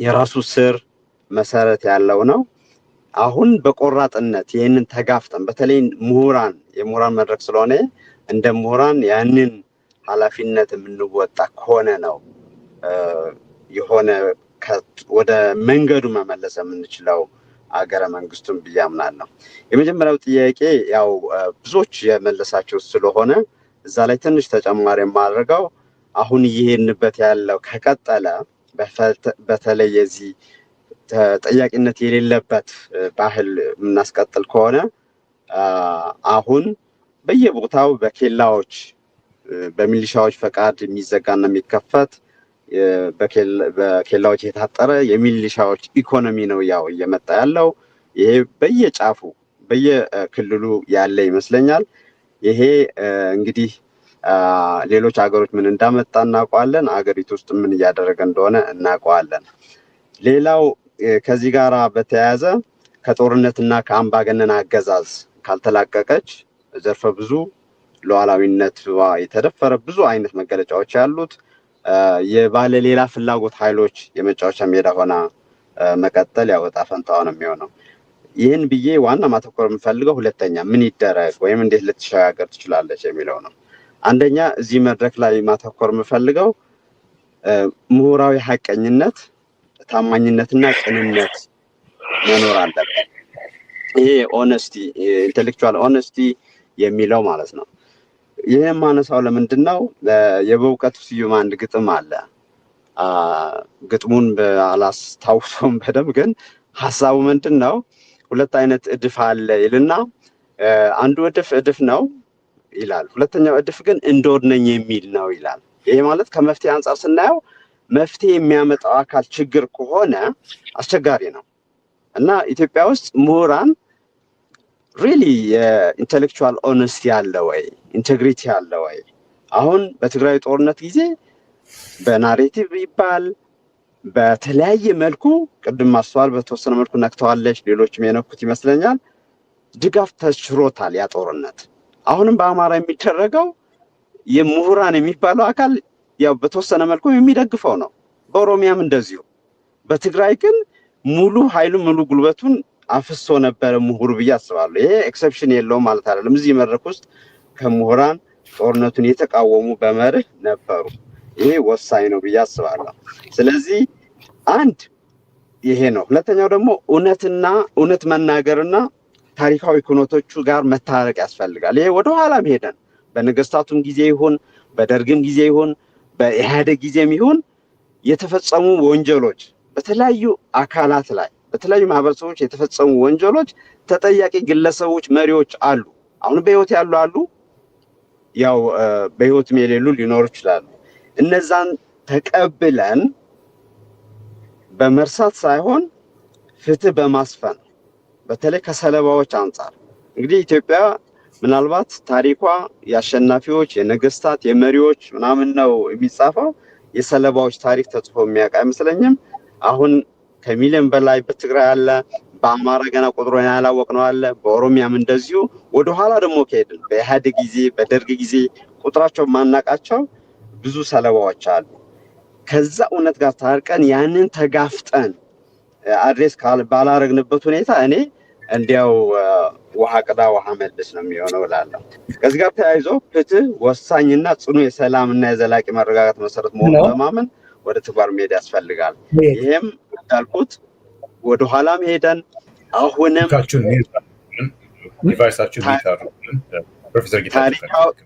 ታሪካዊ ሂደቶችም ተከትለን ፍትህ ማንገስ አለብን። ፍትህ በሌለበት ሰላም እኔ ዘላቂ ይሆናል ብዬ አላስብም። እንዲሁ በፍርሃት የተጫነ ጊዜ ጠብቆ ፕሮፌሰር መስፍን ይመስሉኛል ያው ያደፍጣል የኢትዮጵያ ሕዝብ እንዳሉት አድፍጦ መጠበቅ ነው የሚሆነው። ጊዜ ሲመጣ ደግሞ ያው ሌላ እልቂት ያመጣል። ስለዚህ ፍትህ ማንገስ ያስፈልጋል። ያለ ቀይ መስመር ደግሞ እኔ ያው አንድ ማህበረሰብ አንድ ሀገረ መንግስት ቢቀጥል እንኳን ቫያብል አይሆንም፣ መቀጠልም አለበት ብዬ አላምንም እኔ። ምክንያቱም ቅድም ተነስቷል፣ ሃይማኖቱ ይነሳ፣ ፖለቲካው ይነሳ፣ ኢኮኖሚው ይነሳ፣ ሚዲያው ይነሳ፣ ምኑም ይነሳ፣ መሪዎች በብሔር ስም፣ በሀገር ስም፣ በሃይማኖት ስም ይበዘብዛሉ፣ ያጫርሳሉ እንጂ እንደ ሰው እንኳን የሰው ክብር ያስፈልገዋል። በህይወት መኖር መብቱ ነው። ያንን ህይወት መቅጠፍ አይገባኝም፣ ህጋዊም አይደለም ሞራልም አይደለም የሚል አልነገስም በሀገሩ። ስለዚህ ይሄ የመጨፍለቅ የማንበርከክ አዋዜ አለ። ይሄ ከላይ ከአዲስ አበባ እስከ መቀሌ፣ ከመቀሌ እስከ ባህር ዳር፣ ከባህር ዳር እስከ ሐዋሳ የትም ቦታ ያለ ነው በተለያየ ደረጃ እና መጨፍለቅ ማንበርከክ መገለጫው የሆነ አገረ መንግስት ወይም ደግሞ አገር ዘላቂ ሰላም በፍጹም ሊኖረው አይችልም፣ መረጋጋት ሊኖረው አይችልም። ወደ መጨረሻው ሊሄድ ፖለቲካው በተለያየ ጊዜ ስናየው ከጠመንጃ ጋር የተያያዘ ነው። ምናልባት አንዳንድ ጊዜ የተሻለ ሁኔታ የተሻለ ፋታ ተገኝቶ ሊሆን ይችላል። በተለይ አሁን ደግሞ እንዳለ ያው የትም ቦታ ትንፍሽ የሚል ወይም የሚቃወም ከጠበንጃ እስከ ሁሉ ነገሩ መንሳት ከህይወት በመለስም ህይወትን ጭምር የአቶ ልደቱን ኬዝ ማንሳት ፈልጋለሁ። ያው ትኩስም ስለሆነ የግል ንብረቱ ሳይቀር የግል መኖሪያው ሳይቀር ለፖሊስ ምንድነው ለማህበራዊ ፖሊስ ይፈልጋል ምናምን ተብሎ ሲነጠቅ ምን አይነት አገር ነው ይሄ? ምን አይነት መንግስትነት ነው ይሄ? ምን አይነትስ ኤሊት ነው ያለው? ይሄ በቃ ዝም ብሎ ተቀብለው የሚያድራ ልደቱ አንድ ማሳያ አድርጌ ነው እያሳየሁት ያለሁት እንጂ በሚዲያ ያልወጣ የብዙዎች ነገር እና ታሪክ ያለበት ሀገር ነው። ማጠቃለያ ኢትዮጵያ በ30 ሰከንድ ጨርሳለሁ። ኢትዮጵያ ከአምባገነናዊ አገዛዝ እና ከጦርነት ከጭፍጨፋ እኔ ሱስ አለባት ብዬ ነው የማስበው። እንግዲህ ሱስ ማለት መሪዎቹ ማለት ነው፣ ልሂቁ ማለት ነው፣ የፖለቲካ ልሂቁ፣ የእምነት ልሂቁ የማጫረስ የማጨፋጨፍ እና የመጨፍጨፍ ሱስ አለበት ብዬ ደምድሜያለሁ። መላቀቅ ካልቻለች ተፈጥሯዊ ጉዞዋ መበተን ነው። ይሄ ምኞት አይደለም፣ ያው ሀቁን ማንበብ ነው። ትግራይ ከፍተኛ ዋጋ ከፍላለች። ሌሎችም ክልሎች እየተከተሉ ነው፣ እያየነው ነው። ከበቀል ይልቅ ፍትህን የምንመርጥበት፣ ከመካድ ይልቅ እውነትን የምንመርጥበት፣ ከወረራ ከመጨፍለቅ ከኮንፌስት ይልቅ አብሮ መኖር የምንመርጥበት። አብሮ መኖር የተለያየ ፎርማት ይኖረዋል። ኮንፌዴሬሽን ሊሆን ይችላል፣ በጉርብትና ሊሆን ይችላል፣ አንድ ሊሆን ይችላል። ይሄ የህዝብ ውሳኔ ይሆናል። የምንመርጥበት ጊዜ አሁን ነው፣ ግን ያ ጊዜ እያለቀ ነው ብዬ አምናለሁ። ስለዚህ በዚህ ዛሬ በማንወስነው ወይም በምንወስነው መጥፎ ውሳኔ ትውልድን አሳልፈን አንስጥ እላለሁ። አመሰግናለሁ። እናመሰግናለን ፕሮፌሰር ጌታቸው ቴንኪዩ። እንግዲህ ወደሚቀጥለው ከመሄድ በፊት ለአቶ ልደቱ እድል ሰጥሃለሁ። በተነሱት ሀሳቦች ላይ አንዳንድ ሪፍሌክሽንስ ይኖራሉ። አቶ ልደቱ ሬዲ ከሆንክ። አቶ ልደቱ ገብተሃል? ተገቢ መንገድ ነው። አቶ ልደቱ ይሰማል? እሺ። ስለዚህ 10 ደቂቃው አልቋል። ፕሮፌሰር ኤፍሬም ናቸው እስካሁን ያልተናገሩት። እሳቸው ትንሽ የሀገር ሽማግሌነት ያላቸውን ሚናም ግምት ውስጥ አስገብተን የአጠቃላይ ፕሮግራሙ መጨረሻ ላይ እንዲናገሩ ነው የፈለግነው። አሁን አይናገሩም፣ ገብተዋል ግን። ስለዚህ ምንድነው ቀሪ 5 ደቂቃ አለ። ምንድነው ማለት የፈለግኩት እዚህ ላይ ትንሽ አንዳንድ ጊዜ ከርዕሶቹ ወጣ ያሉ ሁኔታዎች ላይ ሰዓት የመጨረስ ጉዳይ አይቻለሁ እና የተቀመጠውን ጥያቄ በአግባቡ ትንሽ አድምቶ ያለመመለስ ጉዳይ ስላየሁ ይህ 5 ደቂቃ ቀላል አይደለም፣ ሰፊ ጊዜ ነው እና እዚህ ላይ ምናልባት አላነሳሁትም የምትሉትን መታለፍ የለበትም የምትሉትን ሀሳብ በደንብ ማንሳት ትችላላችሁ እና በተጨማሪ ግን መፍትሄው ምንድነው ከዚህ አጠቃላይ የፖለቲካ ቀውስ እንዴት ነው መውጣት የምንችለው በሚለው ላይ ሪሊ 5 ደቂቃውም ላይ ትንሽ ሀሳብ መጨመር ብትችሉ ጥሩ ይመስለኛል። ቁልፉ ጥያቄ ህዝቡ ከኛ መስማት የሚፈልገው ዋና ቁም ነገር እሱ ይመስለኛል እና እንደው ይሄን ማሳሰቢያ ለመስጠት ነው። መቀጠል ትችላለህ ኢሳያስ። አመሰግናለሁ። እሺ፣ አመሰግናለሁ አቶ ልደቱ። እንግዲያውስ ወደ 5 ደቂቃ ተጨማሪ ይሰጣቸዋል። በሌሎች በተነሱ ሀሳቦች ላይ ሪፍሌክት ማድረጊያ ሌላ የቀረ የምትሉትን ሀሳብ የምትጨምሩበት ነው የሚሆነው። በመቀጠል ዶክተር ዮናስ ብሩ ዝግጁ ከሆንክ ሊገቡ ይችላሉ። ዶክተር ዮናስ ብሩ። እሺ፣ በጣም አመሰግናለሁ። እንደገና ምን መደረግ አለበት የሚለው ላይ ነው ማተኮር የምፈልገው። ቅድም ካልኩትም ትንሽ እንደው ስትሬስ ማድረግ የምፈልገው በአጠቃላይ ብዙ ያሁን ያለው መንግስት እስካሁን በዚህ ስልጣን ላይ ሊቆይ የቻለው የሚያደርጋቸውንም የፈጠራቸውንም ችግሮች ከማደስ እና ከማስተካከል ባለበት እየገፋ ያለበት ምክንያት የተቃዋሚው ድክመት ነው። የተቃዋሚው ድክመት ይኑርም አይኑርም ይሄ መንግስት አሁን ባለበት መንገድ ከሄደ ኮላፕስ ማድረጉ የማይቀር ነው፣ በተለይ በኢኮኖሚው ጫና የተነሳ። ግን የሚቀጥለው ስርዓት ባይ አክሲደንት ኤንድ ቻንስ ከሚሆን ማን ነው የሚመጣው በሚፈጠረው ቫኪዩም ከሚሆን የታሰበበት የተመከረበት ዴሊበሬት ያደረግንበት የለውጥ መንግስት እንዲመጣ ምን ማድረግ አለብን የሚል ነው። አሁን እንግዲህ የተጀመረው ነገር በልደቱ እና በሌሎችም የተጀመረው ንግግር በጣም ጥሩ ነው። ሆኖም ግን አሁን ባለበት ሁኔታ ወደፊት ይወስደናል የሚል ብዙም ተስፋ የለኝም። ምክንያቱም ተስፋ የሌለብኝ ምክንያቱም ምንድነው ለምሳሌ እነዚህ ተሰብስበው የነበሩት ባለፈው 2 ሳምንት 3 ሳምንት 4 ሳምንት በጣም የተለያየ ኢሪኮንሳይለብል የሆነ ልዩነት ያላቸው ሰዎች ነበሩ አንድ መድረክ ላይ የመጡት። መድረኩ ላይ መምጣታቸው በጣም ጥሩ ነው፣ ግን ወደ ሰላም እንዴት ሊመጡ ይችላሉ የሚለው በጣም አስፈላጊ ነው። ለምሳሌ ያህል አንዱ ተናጋሪ ዘመነ ካሴ ካሁን በፊት ደጋግሞ እንዳለው ከዚህ መንግስት ጋር እንትን የምንለው ስልጣን ለአማራ እስካስረከበ ድረስ ነው የሚል ንግግር ተናግሯል። አንድ ጊዜ ብቻ ሳይሆን 2-3 ጊዜ እነዚህን ነገሮች ደጋግሞ ብለዋል። በሌላ በኩል ለምሳሌ ጀዋር እንዲሁም ሌሎቹም ጊዜው አሁን የኛ ነው፣ this is our time፣ እንደፈለግን እንገዛለን፣ ብትፈልጉ ተንጫጩ፣ አሁን ጊዜው የኦሮሞ ነው። እሱ ብቻ አይደለም፣ ሌሎቹም ስብሰባ ላይ የነበሩት ያሉበት ሁኔታ አለ። እነዚህን አሁን በአንድ በምናመጣበት ጊዜ ትልቁ ቻሌንጅ ምንድነው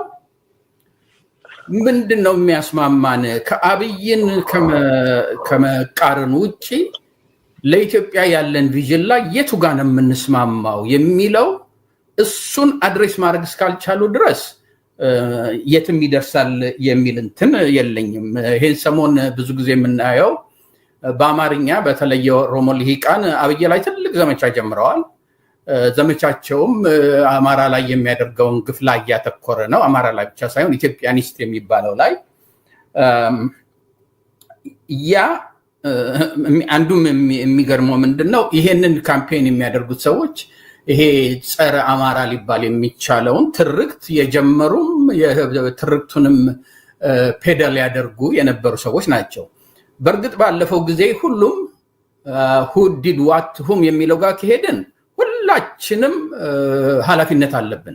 አሁን ላለው ቀውስ ማናችንም ልሂቅ የምንባል በፖለቲካው ላይ የጻፍን የተናገርን ሰዎች ኃላፊነት የምንወስድባቸው ቦታዎች አሉ። ሆኖም ግን አሁን ወደፊት እንሂድ፣ ይሄ ያለው ሲስተም ለኢትዮጵያ ብቻ ሳይሆን ለኦሮሞም ለአማራም ለትግሬም አልሆነም፣ አይተነዋል። ወደ ሰላም እንሂድ በሚባልበት ጊዜ አንዱ ትልቁ መደረግ ያለበት ነገር ምንድነው? እሺ ከአብይን ከማውረድ ውጪ ምን ላይ ነው የምንስማማው? ሚኒመም አጀንዳ መፍጠር አለብን ብለው በግልጽ መነጋገር ይግድ ያስፈልጋል። ኦሮሞው ለውጥ ያስፈልጋል፣ ግን ለውጡ በእኛ ስር መሆን አለበት ካለ፣ አማራው ለውጥ ያስፈልጋል፣ ግን ለውጡ በእኛ እጅ ስር ነው የሚል ከሆነ የፋኖን ይቅርታ አንድ ደቂቃ አለ ዶክተር ዮናስ ለማለት ኦኬ።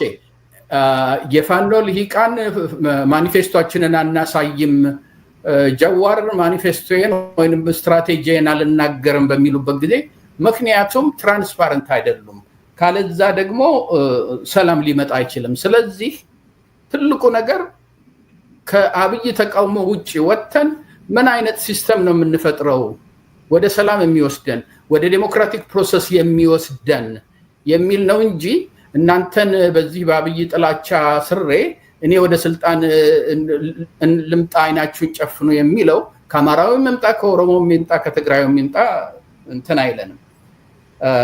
ሌላው ምንድነው ከነዚህ ውጪ ከአማራ ከትግራይ ከኦሮሞ ውጪ ያሉት ብሔረሰቦች ድምጻቸው ማሰማት አለባቸው። በዚሁ ዙሪያ በእነዚህም ሶስቱም ዙሪያ ያሉ ልሂቃኖች ወደ አንድነት የሚመጣ ግልጽ ትራንስፓረንት የሆነ ኃላፊነት የተሞላው ዲስኮርስ ውስጥ መግባት አለባቸው። እስካሁን ድረስ እሱን እያየ ነው አይደለም።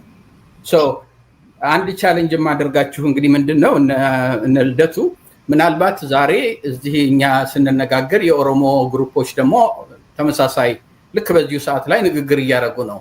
እነዚህ ሁለቱን ግሩፖች ወደ አንድ መድረክ ማምጣት ይቻላል? ዋናው እንትኑ ምንድነው ኮመን ግራውንድ የምንፈጥረው ከአብይን ከማውገዝ ውጪ በሚለው ላይ ቢደረግ ምናልባት ቀስ እያልን ወደዛ ልንሄድ እንችላለን የሚል እምነት አለኝ። አመሰግናለሁ።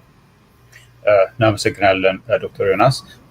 አቶ ልደቱ እዚህ ላይ ተጨማሪ ሀሳብ ሪፍሌክሽን ይኖራል? ይቅርታ እኔ ያው ተናጋሪዎች በሚናገሩት ሐሳብ ላይ አስተያየት የመስጠት ፍላጎት የለኝም። ምክንያቱም በነፃነት እኛ መድረኩን ነው ያዘጋጀነው። ሁሉም ሰው ያለውን አመለካከት በነፃነት እንዲገልጽ ነው የምንፈልገው። አሁን ትንሽ እድል እንዲሰጠኝ የፈለኩት አንዳንድ ነገሮች በተዛባ ሁኔታ ለህዝብ እንዳይደርሱ ስለምፈልግ ነው። ያለፈው ያዘጋጀነው መድረክ ከዚህ በፊት የተዘጋጀው ትዕይንተ ህዝብ ነው። ምን የጋራ አጀንዳ አለን በሚል የጋራ አጀንዳ ለመቀመር የተካሄደ አይደለም። ያ ሚስ አንደርስታንዲንግ በሰፊው እንዳለ አይቻልም። አንድ ሁለተኛ የተለያየ ቅራኔ ያላቸው ምናልባትም አንድ መድረክ ላይ አይገኙም ይባሉ የነበሩ ሰዎች በዛ መድረክ ላይ መታደማቸው ነው የዛ መድረክ ትልቅ ውጤት። ተመሳሳይ አስተሳሰብ ያላቸው ሳይሆኑ በጣም በኢትዮጵያ የፖለቲካ ቅራኔ እንደው አንድ ላይ አይታዩም የሚባሉ ናቸው። እኔ ቅድም መጀመሪያ መክፈቻውም ላይ ይሄን ጉዳይ ለማሳሰብ ፈልጌ ነበር። ግን አሁን ዶክተር ዮናስ በስም የጠቀስካቸው ሰዎች ጀዋር፣ ዘመነ ሌላ መድረክ ላይ እንደዛ አይነት ንግግር ከዛ በፊት ተናግረው ሊሆን ይችላል፣ እኔም ሰምቻለሁ። ነገር ግን እዚህ መድረክ ላይ እኛ ያዘጋጀነው መድረክ ላይ ትልቅ ለውጥ ነው የታየው። የዛ አይነት ንግግር አላካሄዱ። እንዳውም ሁሉም የጋራ ጉዳዩ ላይ የማተኮር አዝማሚያ ነው ያየ ነው። ለምሳሌ ሰላም የሁላችንም ስትራቴጂክ ግብ ነው ብሎ የማመን ጉዳይ ነው ያየ ነው። እና ደግሞ ጄኒዩንሊ መንግስት ለመደራደር ከፈለገ የወቅቱ ጦርነት ወይም ችግር በሰላማዊና በህጋዊ መንገድ በድርድር መፈታት አለበት የሚል አስተሳሰብ ነው ሁሉም ላይ ያየ ነው። እና የወቅቱ ጦርነት ሁሉም ያሳስበናል። ተገደን ገባን እንጂ ያሳስበናል። የመዋጋት ፍላጎት የለንም የሚል ነገር ነው። እና አጠቃላይ አሁን እየተፈጠረ ያለው ስሜት ወደ መቀራረብ የሚሄድ ነው። ስለዚህ እንዲህ አይነት መድረኮች የበለጠ እየገፋንባቸው ከሄድን በጣም በጎ የሆነ ሁኔታ ይፈጠራል የሚል እምነት ነው ያለኝ። እውነቱን ለመናገር አሁን የኦሮሞ ወንድሞቻችን የኦሮሞ ኤሊቶች በጣም በከፍተኛ ደረጃ ይሄን አጀንዳ የሚደግፉ ሆነው ነው ያየን። የጋራ ጉዳይ አለን። ይሄን የጋራ ጉዳይ በጋራ ማራመድ አለብን። አሁን በስልጣን ላይ ያለውን አገዛዝ ስንተባበር ብቻ ነው ልናሸንፍ የምንችለው የሚል ሰፊ የሆነ የአስተሳሰብ አንድነት እየተፈጠረ ነው እና እነዛ መድረኮች ወደፊት ይመጣሉ። የአብሮነት ኢትዮጵያ ያለፈው መድረክ ይሄም መድረክ የጋራ አጀንዳ የመቀመሪያ መድረክ አይደለም። እነዛ መድረኮች ግን ወደፊት ይመጣሉ። ስለዚህ ልክ ባለፈው ስህተት እንደሰራን ወይም ጉድለት እንደሆነ ተደርጎ ባይጠቀስ ጥሩ ነው። ያ መድረክ ለሌላ ፐርፐዝ ነው የተዘጋጀው። አሁን ዶክተር ዮናስ ላነሳቸው ጉዳዮች ግን ወደፊት መድረኮች ይዘጋጃሉ። እውነቱን ለመናገር በጣም ከምጠብቀው በላይ አበረታች የሆነ ተነሳሽነት ነው እያየሁ ያለሁት። ብዙዎች በተናጠል ሄደን እናሸንፋለን ከሚል ስሜት ወጥተው ካልተባበርን በስተቀር ማሸነፍ አንችልም የሚለው አስተሳሰብ የሁሉም የፖለቲካ ኃይሎች አቋም እየሆነ ነው የመጣው እና እኔ ይሄን ነገር ታሳቢ ብናደርገው ጥሩ ነው ማለቴ ነው። በጣም ፖዚቲቭ ነገር ያለን መሆኑን ብናይ ጥሩ ነው። ህዝቡም የተደሰተው ተነሳሽነት ውስጥ የገባው ያን ስሜት በማየቱ ይመስለኛል እና ወደፊት እነዛ መድረኮች ያሉ መሆኑን ታሳቢ ማድረግ ያስፈልጋል ማለት ነው። አመሰግናለሁ። እናመሰግናለን አቶ ልደቱ ለማብራሪያው። በመቀጠል ለማስተዋል ነው ድል ሰጠው። ማስተዋል በተጨማሪ 5 ደቂቃ እስኪ ተጨማሪ ሀሳቦች ሪፍሌክሽን ካለ መቀጠል ትችላለሽ ማስተዋል። እሺ እግዚአብሔር ይስጥልኝ ኢሳያስ። እኔ መጨመር የምፈልገው እኔ ካነሳሁት ዋና ሀሳብ ጋር ተመሳሳይ የሆኑ ወይም ደግሞ እሱ ላይ የሚገነቡ ሀሳቦች መፍትሄው ላይ ስለተነሱ እነሱን ድጋሚ ለመዳሰስ ነው ባጭሩ እና ያስፔድ ባቀረበው የመፍትሄ አቅጣጫ ወይም ደግሞ አንድ የተረጋጋ ሀገረ መንግስት የፖለቲካ አካሄድ የሚያስፈልገው ዋና ነገር የጋራ የፖለቲካ ማህበረሰብ ነው የሚል ትልቅ ሀሳብ አስቀምጦ ነበር እና ያንን የፖለቲካ ማህበረሰብ መገንባት እንዴት ይቻላል የሚለው ላይ ቅድም ያነሳሁትን የመርሆች ጉዳይ ለማንሳት ነው። እንግዲህ የጋራ የፖለቲካ ማህበረሰብ ውስጥ ያሉ ሰዎች የግል ማንነት አላቸው፣ የግል የፖለቲካ ሰውነት ያዳብራሉ። ስለዚህ የግል የፖለቲካ አቋም መርህ መመስረት ላይ መጀመሪያ ደግሞ እያንዳንዱ እዚህ ያለነው እንግዲህ ልሂቃን ምሁራን የምንባለውም እያንዳንዱም ዜጋ የግል የፖለቲካ ንቃተ ህሊና እና ሰውነት ይገነባል። እሱ ስራ ራሱ በበቂ ሁኔታ የመስራት እድል እኛ አገር ውስጥ አልነበረም። ያው በተለያዩ ምክንያቶች ከድህነቱም ከተነገሩት የታሪክ ሂደቶች አንጻር እኔ የግል ፖለቲካ እምነቴ ምንድን ነው፣ በምን መርሆች ላይ ተመስርቼ ነው ፖለቲካ ፓርቲ የምመርጠው ከፖሊሲ እና ከሌሎች ጉዳዮች ባለፈ ማለት ነው። ስለዚህ የግል የፖለቲካ ሰውነትና ንቃተ ህሊና እንዲዳብር የሚሰሩ በጣም ረዘም ያለ ጊዜ የሚፈጁ ስራዎች አሉ። እነሱን ስራዎች ማለፍ አንችልም። እንደዚህ አቋራጭ መንገድ የለም። የፖለቲካል ኤጁኬሽን ኢትዮጵያ ውስጥ ያው በጣም ቅርብ ጊዜ የተጀመረ ነው። በእንግዲህ በእኛ ትውልድ ካየ ነው በሲቪክ ኤጁኬሽን በሚል የተወሰነ ተማሪ በትምህርት ደረጃ በፎርማል ኤጁኬሽን ያገኛል።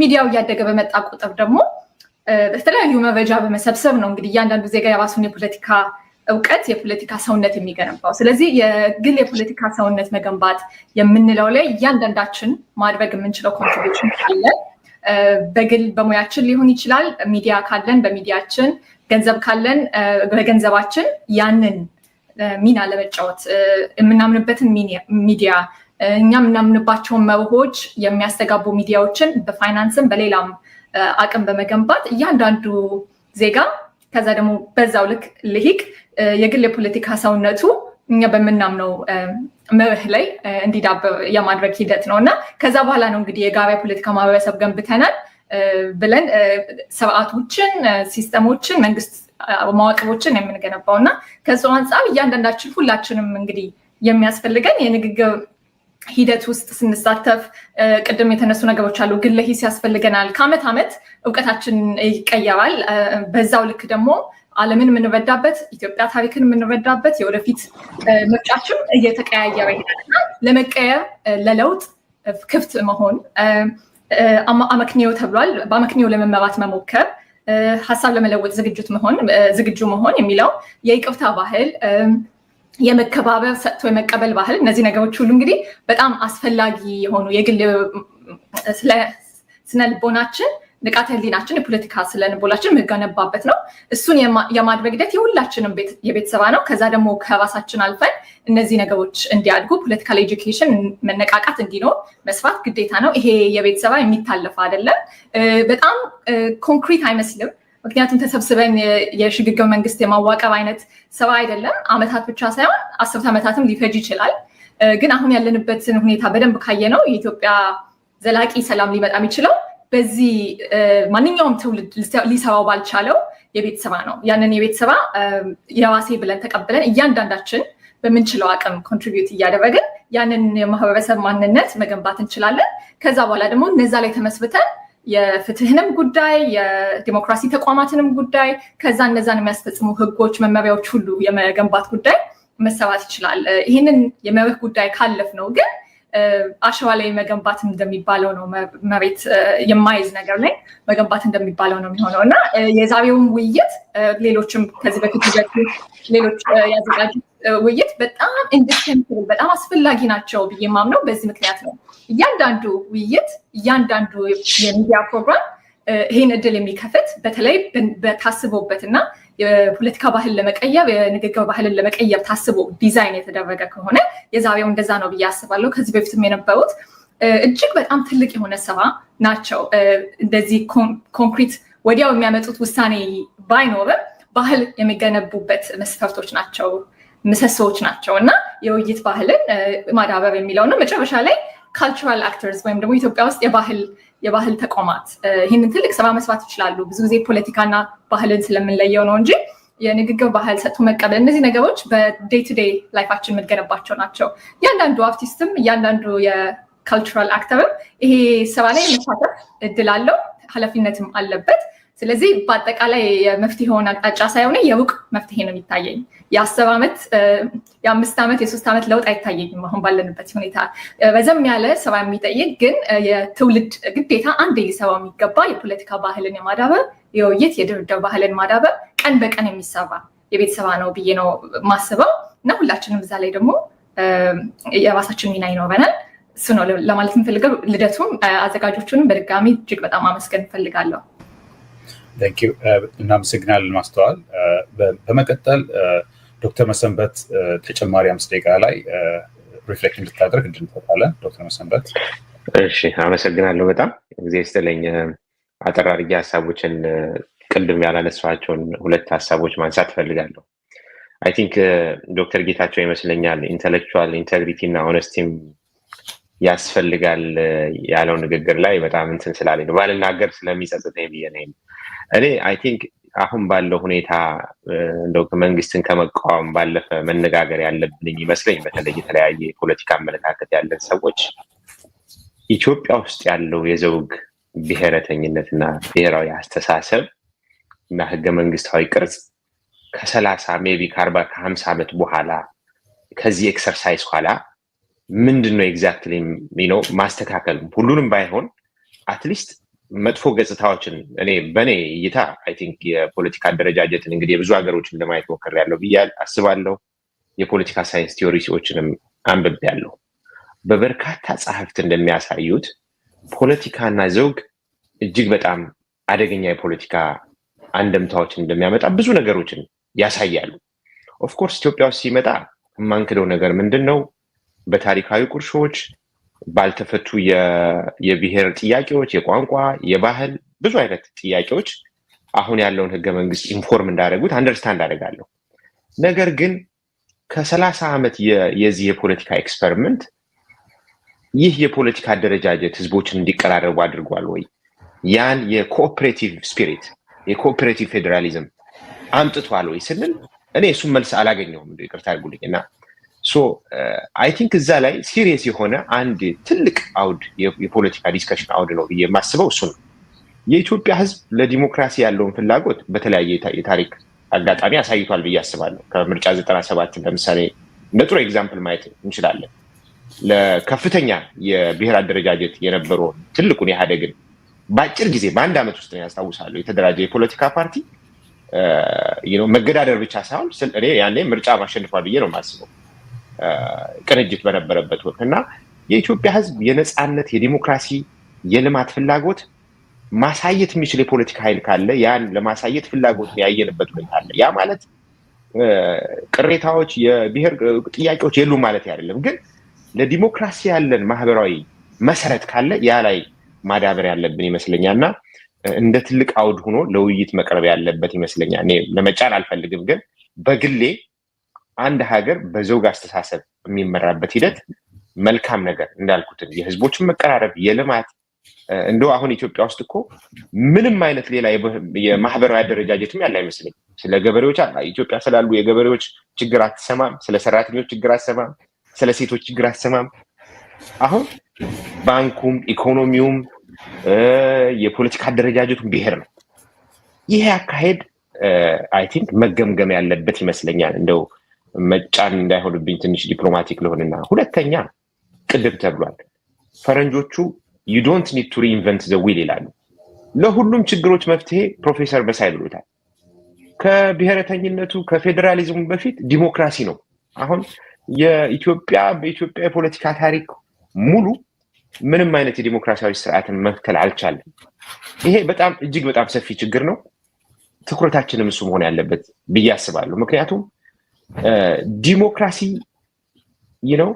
ብዙ ችግሮቻችንን ልንሸከምበት የምንችልን የፖለቲካ ጫንቃ ይሰጠናል። የብሔር ጥያቄ ሊሆን ይችላል፣ የፍትህ ጥያቄ ሊሆን ይችላል፣ የፖለቲካ ጥያቄ ሊሆን ይችላል። የምናስተናግድበትን የተሻለ መደላድል የፖለቲካ መደላድል ይሰጠናል። ስለዚህ በዚህ የዲሞክራሲ ማዕቀፍ ውስጥ ልንመጣ የምንችልበትን ልምምድ፣ አሰራር፣ ተቋማዊ አደረጃጀት ማበጀት በጣም የተሻለ ይመስለኛል እና ወደዛ የዜጎችን የሰብአዊ መብት ሊያከብር የሚችል የፖለቲካ ስርዓትን ፍትህን ሊያጎለብት የሚችል ሀገራዊ አንድነትን ሊያጠናክር የሚችል ወደዚህ አይነት የፖለቲካ አስተሳሰብ መምጣት ካልቻል ወደ ዲሞክራሲ ስርዓት እንዳለው ተመልሰው ወደ ችግሩ መምጣት ነው የሚሆነው። አንዳንዴ ኦፍኮርስ ከምሁራን በኩል የሚመጣ አስተሳሰብ አለ። አንድ ሀገር ድህነት እያለ እንዴት ዲሞክራሲ ሊሆን ይችላል? ብዙ ቅራኔ እያለ ግን አማርቲያ ሰን በጣም ቬሪ ቢዩቲፉል ሴይንግ የሚናገረው በእንግሊዝኛ ስላለው በዛ ላይ አስቀምጠው the question is no longer whether a state is fit for democracy but how to make a state fit through democracy ይላል እና ማንኛውም ሀገር ትልቅ ውስብስብ ችግር ቢኖርበትም አሁንም መፍትሄ ያለው በዲሞክራሲ ሂደት ውስጥ እንዴት የተሻገረ ሀገርን እንፈጥራለን የሚለው አይ ቲንክ በጣም ሴንትራል ጥያቄ ነው መሆን ያለበት። እዛ ላይ ነው ማተኮር ያለብን ብዬ ነው ማስበው። again ብዙ ደቂቃ ስለሌለኝ አዘጋጆቹን ግን አሁንም በጣም ማመስገን እወዳለሁ። ሀሳቦች እንደዚህ የተለያየ የፖለቲካ ሀሳብ ነን ያለን በእርግጥ ነው። እኔ ለኢትዮጵያ የሚባለው ሀሳብ ምንም ይሁን ስስ ነው ልቤ። ሌላ ሰው የተለየ ምልከታ ሊኖረው ይችላል። ግን የሚያስማማን ሀሳቦቻችንን እያወጣን እዚህ ስንነጋገር የተሻለ የፖለቲካ መፍትሄ እናመጣለን በሚል ነው። ለተሰጠኝ እድል እንደገና ማመስገን እወዳለሁ። አዘጋጆቹንም እጅግ በጣም ማመስገን እወዳለሁ። ጊዜ ይስጥልኝ። እናመሰግናለን ዶክተር ሙሰንበት፣ በሰዓቱ ይጨርሳል። በመቀጠል ዶክተር አደም ካሴ ነው ተጨማሪ 5 ደቂቃ ሪፍሌክት የምታደርገው። ዶክተር አደም ካሴ ሬዲ ኮንክ መቀጠል ይቻላል። እሺ አመሰግናለሁ። ሰዓቱ ከማድረግ በፊት እኔ መድገም እፈልጋለሁ። ትልቅ ፕላትፎርም ነው የፈጠራችሁት። ይቅናችሁ፣ ይህን ነገር ቀጥሉበት ማለት እፈልጋለሁ ከመጀመሪያ በፊት። ከዛ ቀጥሎ አሁን ሰፊ ሁላችንም አብዛኛዎቹ ንግግር ስንሰማ አንዳንዱ አብዛኛው ቅድሚያ የሚሰጠው ለፖለቲካው ይሆናል፣ አንዳንዱ ለህገ መንግስታዊ ስርዓቱ ይሆናል፣ አንዳንዱ ለኢኮኖሚ ይሆናል። መሰረታቸው ግን ሁሉም በአንዱ ላይ በልጽገን አድገን በሌላኛው ላይ ወደኋላ የምንቀርበት አይነት ነገር አይደለም። ሁሉም የተገናኘ ነው። በተለይ ደግሞ የፖለቲካና የባህል ስርዓቱ የማህበራዊ ስርዓቱ ለሁሉም ነገር መሰረት ነው። ከዛ አንጻር ሁሉም እያያይዘን እንድናይ አንድ። ሁለተኛ ነገር ደግሞ እንግዲህ በሚገባኝ መልኩ እኔ አሁን ሰፊ የሚባለው የኢትዮጵያ ህዝብ አሁን ያለንበት የፖለቲካ የኢኮኖሚ የጸጥታ ችግር በፖለቲካ ስርዓታችን ውስጥ ህገ መንግስታዊ ስርዓታችን ውስጥ ምንጭ እንዳለው መግባባት ያለ ይመስለኛል። ነገር ግን በምን እንተካው የሚለው ላይ ልዩነት አለ። ልዩነት መኖሩም ሊገርመን አይገባም። ስለዚህ ግን እንደው አብዛኛዎች የፖለቲካ አካላት ማበረታታው ምንድን ነው? በእርግጥ በተለይ የኛን ደጋፊዎችን የኛን ሀሳብ ያላቸውን ሰዎችን ለማንቀሳቀስ ውጤት ተኮር መሆን አስፈላጊ ሊሆን ይችላል። ነገር ግን መፍትሄ ሊያመጣ የሚችለው ሂደት ተኮር ስለሆነ ነው። ሁላችንም ሀሳባችንን በተገቢ መልኩ አቅርበን ልንወያይበት፣ ልንከራከርበት ይሻላል የሚለውን ደግሞ አዳብረን የሚወጣበትን መንገድ ሂደቱ ላይ ትኩረት አድርገን ብንንቀሳቀስ ለሀገሪቱ የወደፊት ዕጣ ፈንታ ወሳኝ ነው ብዬ አስባለሁ። ሌላው ደግሞ እንግዲህ መንግስት ተወደደም ተጠላም ካለው አቅም ካለው ኃላፊነት አንጻር እንደ ማንኛውም ባለ ጉዳይ እዚህ ውስጥ ዋናው ተንቀሳቃሽ መሆን አለበት። እንግዲህ በእርግጥ የችግሩ ዋና መንስኤ መንግስት እንደመሆኑ የመፍትሄውም መንግስት መሆን አለበት ብዬ ነው የማስበው። እና ከዛ አንጻር በመንግስት ውስጥ ያሉ ሰዎችን ማበረታታት የምፈልገው ይሄ ነገር አንዱ ትክክል አንዱ ስህተት የሚሆንበት ሳይሆን እንደ ሀገር ኢትዮጵያን በጋራ ተነጋግረን ሀሳብ አዳብረን የምናሳርፍበት መሆን አለበት። ከዛ አንጻር እንግዲህ ደግሞ የአንድ ግለሰብ ወይም የአንድ የፖለቲካል ፓርቲ ወይም ደግሞ የአንድ ዘመን ፕሮጀክት አይደለም ሀገር ቀጣይነት ያለው ነው። ከዛ አንጻር ሁላችንም ኃላፊ መሆናችንን እየተገነዘብን ዘላለም የምንኖር ወይም ፈጣሪ ያስቀመጠን ሰዎች ሳይሆን ሁላችንም ኃላፊ እንደሆንን ልክ እንደ ቅብብሎሽ፣ ልክ እንደ ሩጫ፣ እንደ ውድድር፣ እንደ ቅብብሎሽ የራሳችን ኃላፊነት ተወጥተን የምናሳልፍ ጊዜያችን ወሰን ያለው መሆኑን እየተገነዘብን ከዛ አንጻር ብንንቀሳቀስ ጥሩ ነው ብዬ አስባለሁኝ። ከዛ ባለፈ እንግዲህ ያው ሁልጊዜም እድለኞች ላንሆን እንችላለን። ምናልባት ግን በተለይ አንድን ሀገር ለመገንባት ኔልሰን ማንዴላ አሉ አንድ እንግዲህ በጽሁፍ አላየሁትም፣ ግን አንድ የደቡብ አፍሪካ ህገ መንግስት በሚረቀቅበት ጊዜ የነበረ ሰው የነገረኝን መናገር እፈልጋለሁ። በአጋጣሚ ሆኖ የደቡብ አፍሪካ ህገ መንግስት ሲረቅ አብዛኛው የፖለቲካ አቅሙ የነበረው በኤንሲ የአፍሪካን ናሽናል ኮንግረስ ነበር እና ያንን ነገር አስበው ትክክለኛ ነገር እንዲያደርጉ ኔልሰን ማንዴላ ምን አላችሁ ይባላል፣ ሄዶ ይህንን ህገ መንግስት የምታረቁት ለአፍሪካ ናሽናል ኮንግረስ አይደለም ለደቡብ አፍሪካ ነው። ህገ መንግስቱ ለደቡብ አፍሪካ የደቡብ አፍሪካ ህገ መንግስት ነው የሚሆነው፣ የአፍሪካ ናሽናል ኮንግረስ ህገ መንግስት አይደለም የሚሆነው። እና ቁጥራችሁ ቢበዛም አቅማችሁ ቢበዛም አሁን ሰፈሪንጋችሁ እስከዛሬ በስትርም በስቃይም በምን ትግላችሁ የእናንተ ሰፊ ቢሆንም የሚገነባው ስርዓት የሚገነባው ህገ መንግስት ግን የፖለቲካ የኢኮኖሚ የማህበራዊ ስርዓት ግን ለደቡብ አፍሪካውያን ነው። ያንን አስባችሁ ነው መስራት ያለባችሁ ብሎ አስታውሷቸዋል። እና ሁሉንም የኢትዮጵያ ውስጥ ያሉ የፖለቲካ አካላትን ማህበረሰቡን አዋቂዎቹንም ማስገነዝበው የእኛን ኃላፊ ስል ጊዜ ሁላችንም አቅም አለን፣ ግን ሁልጊዜ ልንኖር ሁልጊዜ ልናሳልፈው የምንችለው ነገር የለም እና ከዛ አንጻር እያሰብን ለጋራ አብረን የምንሰራበትን እንዲሰጠን ፍላጎቱንም አቅሙንም እንዲሰጠን እኔ የሚመኘው እንደገና በጣም አመሰግናለሁ። እናመሰግናለን ዶክተር አዳም ካሴ። ቀጣይ የ5 ደቂቃ ንግግር የሚያደርግልን ቀጣይ ሆነው ዶክተር ሮዳስ ይሆናል። ዶክተር ሮዳስ ሬዲ ከሆንክ የ5 ደቂቃ ሪፍሌክሽን ማቅረብ ትችላለህ። 5 ደቂቃ። እሺ፣ አመሰግናለሁ። መጀመሪያ ሁላችሁም የተናገራችሁት ብዙ ቁም ነገር ያዘለ ንግግር በመሆኑ አመሰግናችኋለሁ። ነገር ግን እንደ አንድ ኢኮኖሚስት መናገር እንፈልገው ነፃነት በሌለበት ሀገር ውስጥ ስለ ጂዲፒ ወይንም ስለ ኢንፍሌሽን ወይ ስለ ስራ አጥነት አንኤምፕሎይመንት ወይ ስለ ኮንሱመር ፕራይስ ኢንዴክስ ወይ ስለ ስራ አጥነት መነጋገር የሚቻል አይመስለኝም። ስለዚህ የኛ ሜዠሪንግ ኢንዴክስ ሰላም መሆን አለበት ነው የምለው ከሁሉም በፊት እና ሰላም ለማምጣት ግን ትረስት ይፈልጋል፣ እምነት ያስፈልጋል። እምነት ደግሞ ሶሻል ካፒታል ይፈልጋል። እነዚህ የሶሻል ካፒታል ኦልሬዲ ተሰባብሯል። መልሶ መገንባት ቀላል አይመስለኝም። ምክንያቱም እምነቶችን መልሶ እንደገና በበጎነት ላይ መመስረት እጅግ ህዝቡ የተረዳው አይመስለኝም። ሁላችንም የተረዳነው አንመስልም። ብዙ ሰው በእብሪት፣ በመቀኝነት፣ በግብታዊነት ብቻ የሚራመድ ይመስላል። በተለይ በቴክኖሎጂ ከመጣ ወዲህ መንገደኛውም፣ ሰራተኛውም፣ ሾፌሩም፣ ታጣቂውም የሆነ ድምፅ ይረብሻል። የሆነ ሰው ድምጻቸውን ሚዩት አድርጉ። የማይናገር ሰው ሚዩት አድርጉ። ስፒከር ላይ የሚተሻሽ ነገር አለ። ልክ ነው። ሚዩት አድርጉ የማትናገሩ ሰዎች ወይ ሚዩት አድርጉ ራሳችሁን።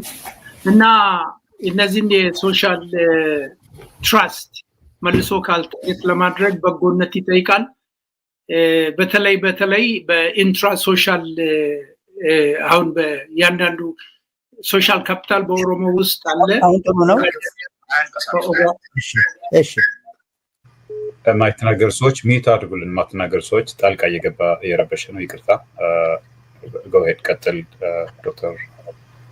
ስለነብ የነበረው በሶሻል ትራስት መልሶ ለመገንባት በኦሮሞ መካከል የተገነባው የሶሻል ካፒታል ብሪጅ ተደርጎ ከኦጋዴኒያ ጋር ወይንም ከሌላ ህብረተሰብ ጋር ብሪጅ የሚያደርግ ሌላ ሶሻል ህጋዊ ካፒታል ይፈልጋል። ይሄ ህግ ደግሞ የሚታመን መኖር አለበት። ሊጋል ህጋዊነቱ ራሱ በህግነቱ የሚከበር ስልጣን ላይ ያሉ ሰዎች ለዚህ ለቅድም ታችን የተናገረችው አለ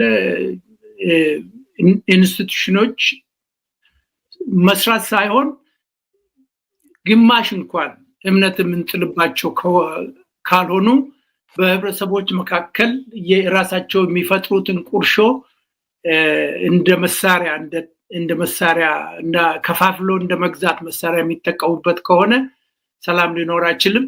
ስለዚህ የፖለቲካል ትረስት ኢቭን የፖለቲካ ራሱ ምን አይነት ፖለቲካ እያራመዱ እንደሆነ ህዝቡም እኛ ማንም ሰው እኔ በግሌ ማንንም አላምንም።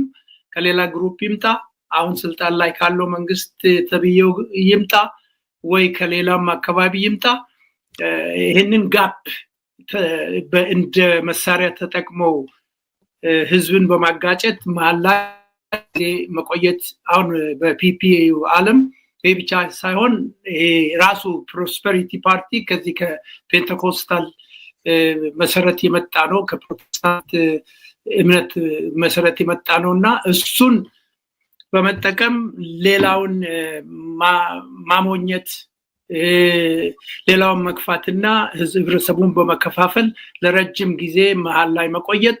በመጨረሻ ላይ ማለት የምፈልገው ለምሳሌ ሸኔ እያሉ የፈጠሩት ራሳቸው የፈጠሩት አንድ በኦኤልኤፍ ስም የሚንቀሳቀስ ነፍሰ ገዳይ በመሃል ኦሮሚያ መስርቶ ነበር በምዕራብ ኦሮሚያም እንደዚሁ እና ይህ ነፍሰ ገዳይ ቡድን በዚህ አሁን ባለው መንግስት የተቋቋመና ፋይናንስ ሲደረግ የነበረ ነው በዛው መልኩ ደግሞ አሁን አማራ ሪጅን አካባቢ ያን መሰለ ትግራይ ውስጥም ያን መሰለ ነፍሰ ገዳይ ቡድን በትግራይ ነፃ ንቅናቄ የሚሆን በሌላ መልክ በፋኖ ስምም ይሁን እንደዛ እየፈጠሩ ህዝቡን የሚያራክቱ ከሆነ ላለው ስርዓትም ለፖለቲካው ለሊጋል ሲስተሙ ለሶሳይቲም ኢንትራሶሻል ኮኔክሽኑም እየተበጣጠሰ የሚሄድ ስለሆነ ይሄንን መረዳት ያስፈልጋል ምሁራን ይሄንን ደጋግሞ ለህዝብ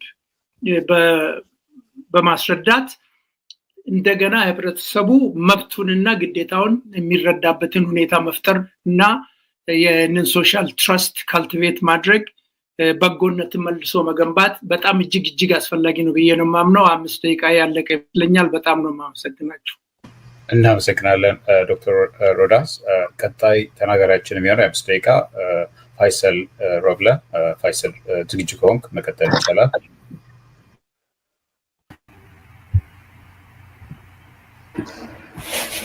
እግዚአብሔር ይስጥልን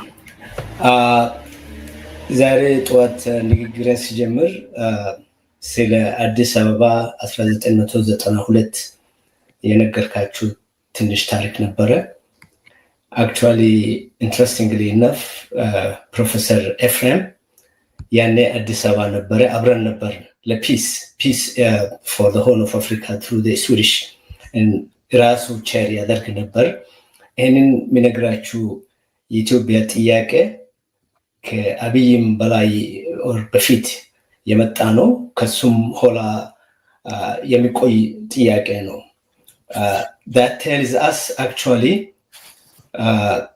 ብዙ ጥያቄዎች ዛሬ ተነስተዋል ዋናው ኢትዮጵያ የምትባል ሀገር or ሀገረ መንግስት it's work in progress ያላለቀ ፕሮጀክት ነው ነገር ግን በአሁኑ ጊዜ ያየነው ዛሬ ጠዋት እንዳልኩት ድሮ ህዝቡ ከመንግስት ጋር ይዋጋ ነበር አሁን ያ አልፎ ረደሳ እንዳለው ህዝብ ለህዝብ የመዋጋት ፕሮጀክት በመንግስት ረገድ እየተካሄደ ነው ከሶማሌው ከኦሮሞ ጋር አማራው ከኦሮሞ ጋር እነዚህ ሁሉ ጥያቄዎች በጣም የሚያስቸግሩና ጭነት ያላቸው ጥያቄዎች ናቸው to be fair to the organizers in ልደቱን ትንሽ የመፍትሄው ላይ ላተኮር መጨረሻ ሚኒትሮች I think አሁን በፖለቲካል ላንድስኬፕ ያሉት መፍትሄዎች ወይም if you will process ሶስት ናቸው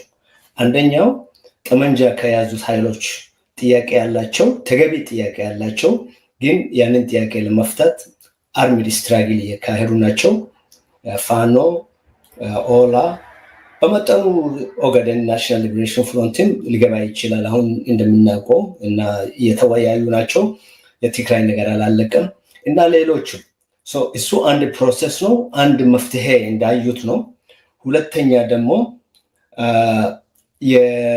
የሰላም እና ልደቱ ለብዙ ጊዜ አርቲኩሌት ያደረገው ህዝባዊ አመጽ ወይ ህዝባዊ መነሳሳት ጀንዚ ኃይሎች ኢትዮጵያን ስፕሪንግ ብዙ ስም ሊሰጥ ይችላል ፕሮፌሽናሎች ትሬድ ዩኒየኖች እነሱ ተነስተው የሀገሪቷ ያለችበት ጭንቀት እሱን ተጠቅመው ምናልባት ለውጥ ለማምጣት በጣም ኤክስፔንሲቭ ነው ገና ኦርጋናይዘር ተደረገን ግን እሱም አንድ ፕሮሰስ ነው ሶስተኛው ፕሮሰስ ብንወድም ናሽናል ዳያሎግ ነው እሱም ምንም እንኳን ኮረፕት ቢሆንም it's another process I think planners usually talk about in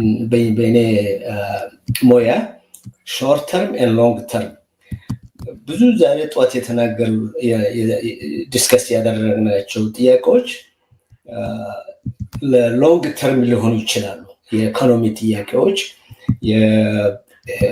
democratic issue refine አድርገ ጥረት ለማድረግ እነዚህ ሁሉ they are in the horizon ሊጠብቁ ይችላሉ። ግን አሁን I think የሚመጣው 3 ዓመት እስከ 5 ዓመት ለውጥ የሚፈልጉ ህዝብ ለዛ ጊዜ ነው እና እነዚህ የሚመጡ ቀናቶች አመቶች ምን ማድረግ አለብን እነዚህ ኃይሎች በሜዳ ያሉ I think instead of dividing this process ሶስቱን ከመከፋፈል ፋንታ is there a possibility I know all this schism በግሩፖች መካከል ያለው this and that I think እነዚህ ህዝብ ሁሉ ንዴት መኖር ያለበት ሰው ቢኖር ሶማሌው መሆን አለበት እንደኔ አይነቱ መሆን አለበት because generations ተመታን ተገደልን ተገዛን ግን I don't think that's the point is ሂደቶች አሉ ሶስት ሂደቶች mention አደረኩኝ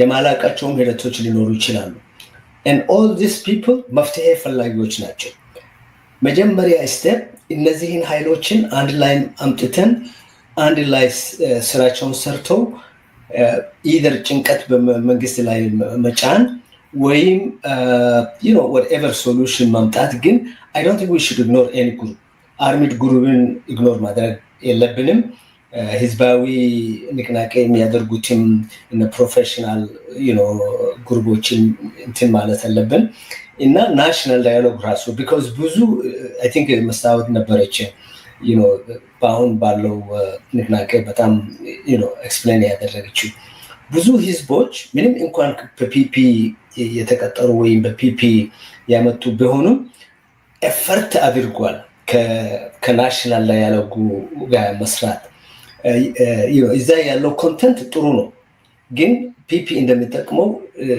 ጥሩ ላይሆን ይችላል ሶ እነዚህን ሶስት ሂደቶች አንድ ላይ ማምጣት ከተቻለ ምናልባት ለውጡን ሊያመጣ ወይም በቅርብ ጊዜ ያመጣ ይችላል ከዛ በኋላ ነው ስቴት ፎርሜሽን ኮንስቲቱሽናል ዲስከሽን መጀመር የሚችለው I do agree ለብዙ ዓመታት ፌደራሊዝም ሰፖርት ያደረገ ግለሰብ መሆነ ነገር ግን አሁን ኦኬ ጠቅላላ አድርገው አይሰማራ አድርገው thank you Yeah, let me just finish this. I think in state formation, constitutional reform, where Holal in Matabat inchalaለን. Thank you very much. I really appreciate the opportunity. Thank you very much, Faisal.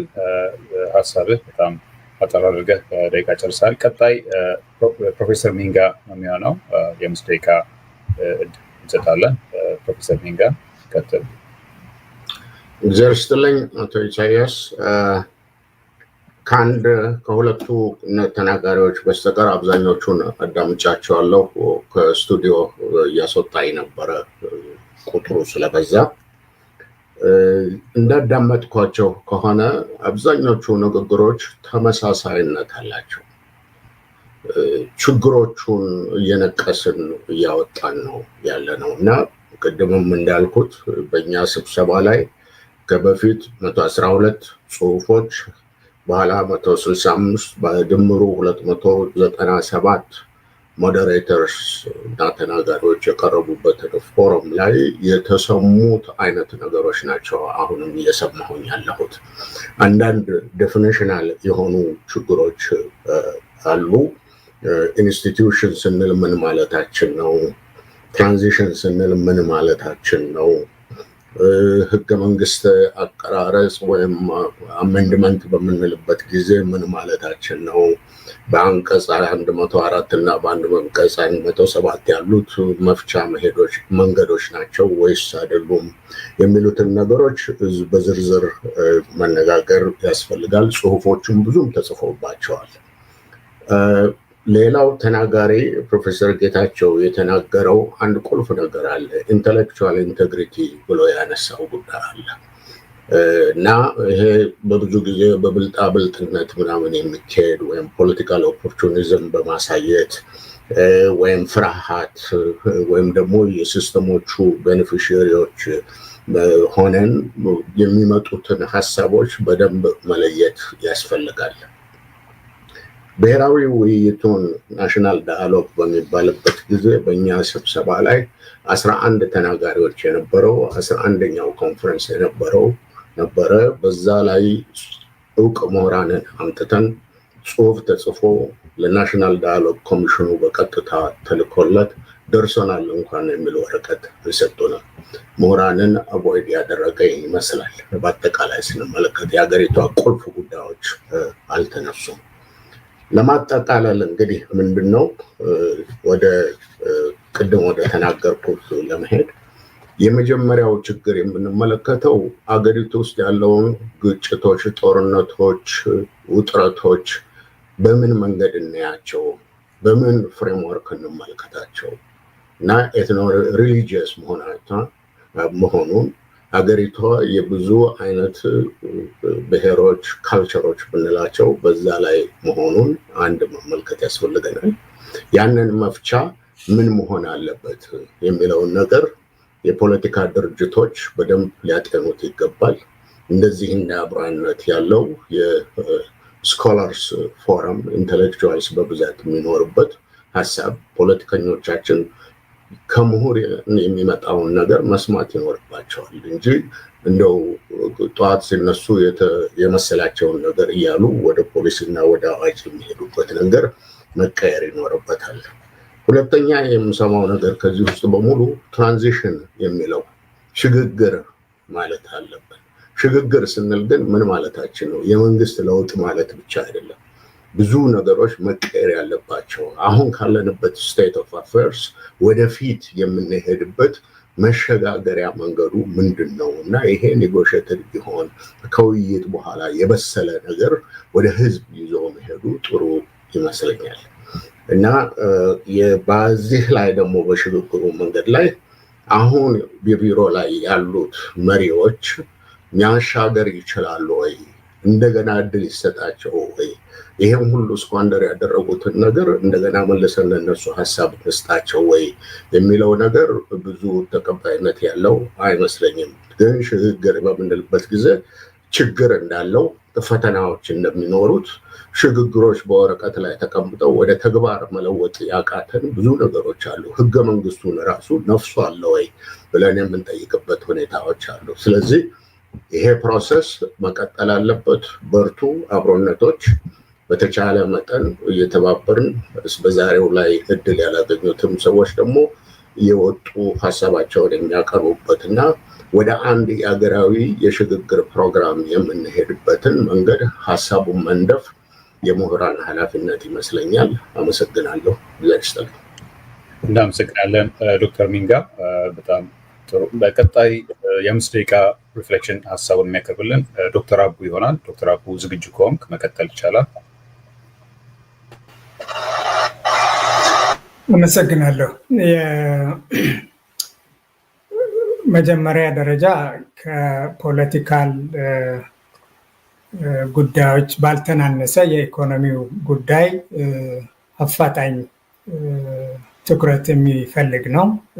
ይሄ ደግሞ ጥቂት ሳይሆን በአብዛኛው የአገሪቱ ህዝብ ችግር ላይ ነው ያለው። የቀን ተቀን ህይወቱም ራሱ በጣም አስቸጋሪ እየሆነበት ነው። ይህንን በተመለከተ የመውጫ ሀሳብ ብለን የምናስብ ከሆነ አይ ቲንክ መታሰብ ያለበት ስርዓታዊ ለውጥ ያስፈልጋል። ያን ለውጥ የሚያካሄድበት የሽግግር ስርዓት ሊኖር ይችላል። ግን ዋናው አካሄዳችን ምንድን ነው? ይህንን የስርዓታዊ ለውጥ ተግባራዊ ማድረግ የሚችለው አንድ የሆነ የተወሰነ የኢትዮጵያ ክፍል ብቻ አይደለም። ይሄ ሁለንተናዊ ተሳትፎና ሁለንተናዊ ህዝባዊ ንቁ ተሳትፎ ይፈልጋል።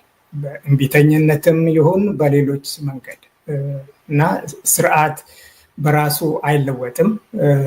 የለውጥ ኃይሎች ያስፈልጋሉ። እሱን የሚያስተባብረው ኤሊቱ ነው። የኤሊት ባርጌን ያስፈልጋል። እሱን ያ መድረክ እስካሁን ብዙ አልተገፋበትም። ቢቻል እዛ ላይ መደረስ እና የሆነ ኮመን አጀንዳ ያስፈልጋል። የጋራ አጀንዳችን ምንድን ነው መሆን ያለበት? በኢትዮጵያ አቀፍ ደረጃ ማንሳት ያለብን ትኩረት የልዩነት መንስኤም ሁን ወደፊት የምንሄድበትን አቅጣጫ ሊያሳየን የሚችል የፍኖተ ካርታ ይሁን ግን ምንድነው ኮመን አጀንዳ መሆን ያለበት የሚለውን እሱ ስምምነት ላይ መድረስ የሚችለው በፕራክቲካል በሆነ ኬዙን ስናየው ኤሊቱ እዛ ጋር መድረስ መቻል አለበት። ከዛ በተረፈ ግን ለለውጥ የሚካሄደውን ትግል ሁሉም እከሌ ሳይባል ሁሉም ኢትዮጵያዊ መሳተፍ አለበት። ሀገር ውስጥም ያለው ውጭም ያለው ያገባኛል ስሜት ሊሳተፍበት ይገባል። ይሄ ሲሆን ነው እንግዲህ የኢትዮጵያ አዲሱ አጀማመር ወይንም አዲሱ ስርዓት ሁሉንም ማስተናገድ የሚችልና ሰላማዊ የሆነ የሰውን ኑሮ ማሻሻል የሚችል ስራ አጥነትን መቀነስ የሚችል አገሪቷ ዜጎቿን ኤክስፖርት አድርጋ ከረሚታንስ የምታገኘውን ገንዘብ እንደገና ለጦርነት እንዳታውል የሚያደርግ ስርዓት ነው መፈጠር ያለበት። ይሄ አሁን ባለንበት አካሄዳችን ቅድም እንዳልኩት ሙሉ ለሙሉ ክራይሲስ ውስጥ ወይንም ቀውስ ውስጥ ልንገባ የምንችልበት አጋጣሚ በጣም ትልቅ ነው። እንደተከታተላችሁት ከሆነ ሚድል ማዕከለኛ ገቢ አላቸው ብሎ የሚገመቱ የህብረተሰብ ክፍሎቻችን ሐኪሞች፣ መምህራን እና ኢቨን አንዳንድ መካከለኛ የመንግስት ቢሮክራሲ ሰራተኞች ሁላ በጣም አስቸጋሪ ህይወት ውስጥ ነው ያሉት። አስቸጋሪ ስንል ምግብ እና ኢቨን መጠለያ ለሚሆን የኪራይ ክፍያ እንኳን ለመክፈል እየተንገዳገዱ ያሉበት እና ይሄንን አይነት ደረጃ ከተደረሰ ከዚህ በኋላ ያለው ይሄ አገራዊ የሆነ የኢኮኖሚ ቀውስ ውስጥ ልንገባ እያኮበኮብን ነው። ኦልሬዲ የገባ ማህበረሰባችን አለ፣ ግን ይሄ ነገር ገፍቶ ወደዛ ነው የሚሄደው እና የአጭር ጊዜ መሰራት የሚችል ጉዳዮች አሉ። ሁሉም የተሳተፈበት ከሆነ ያ ፕሮሰስ አጠር ሊል ይችላል። እናም በመካከለኛና በሎንግ ራን መካከል ያሉትን ነገሮች ሰከን ብለን የምንሰራው ስራ ሊሆን ይችላል። አሁን ግን በጣም አጣዳፊና ፕሬሲንግ የሆኑ ጉዳዮች ስላሉ የዚህ መንስኤው ደግሞ የሰላም እጦት፣ የፖለቲካ ቀውሱ ኢኮኖሚው ላይ በሚፈጥረው ጉዳይ ነው። ፖለቲካል ኢኮኖሚ ኬዙን ካየነውም መንግስት ኢኮኖሚ ውስጥና ተዛማጅ በሆኑ የኢኮኖሚ እንቅስቃሴ ውስጥ ያለው ሚና በደንብ ዲፋይን መደረግ አለበት እና ባውንደሪ ሊኖር 5 ደቂቃ እያለቀ ነው። ጠቅላላ አድርገው እና እሱን በሎንግ ተርም የሚመለሱ ጉዳዮች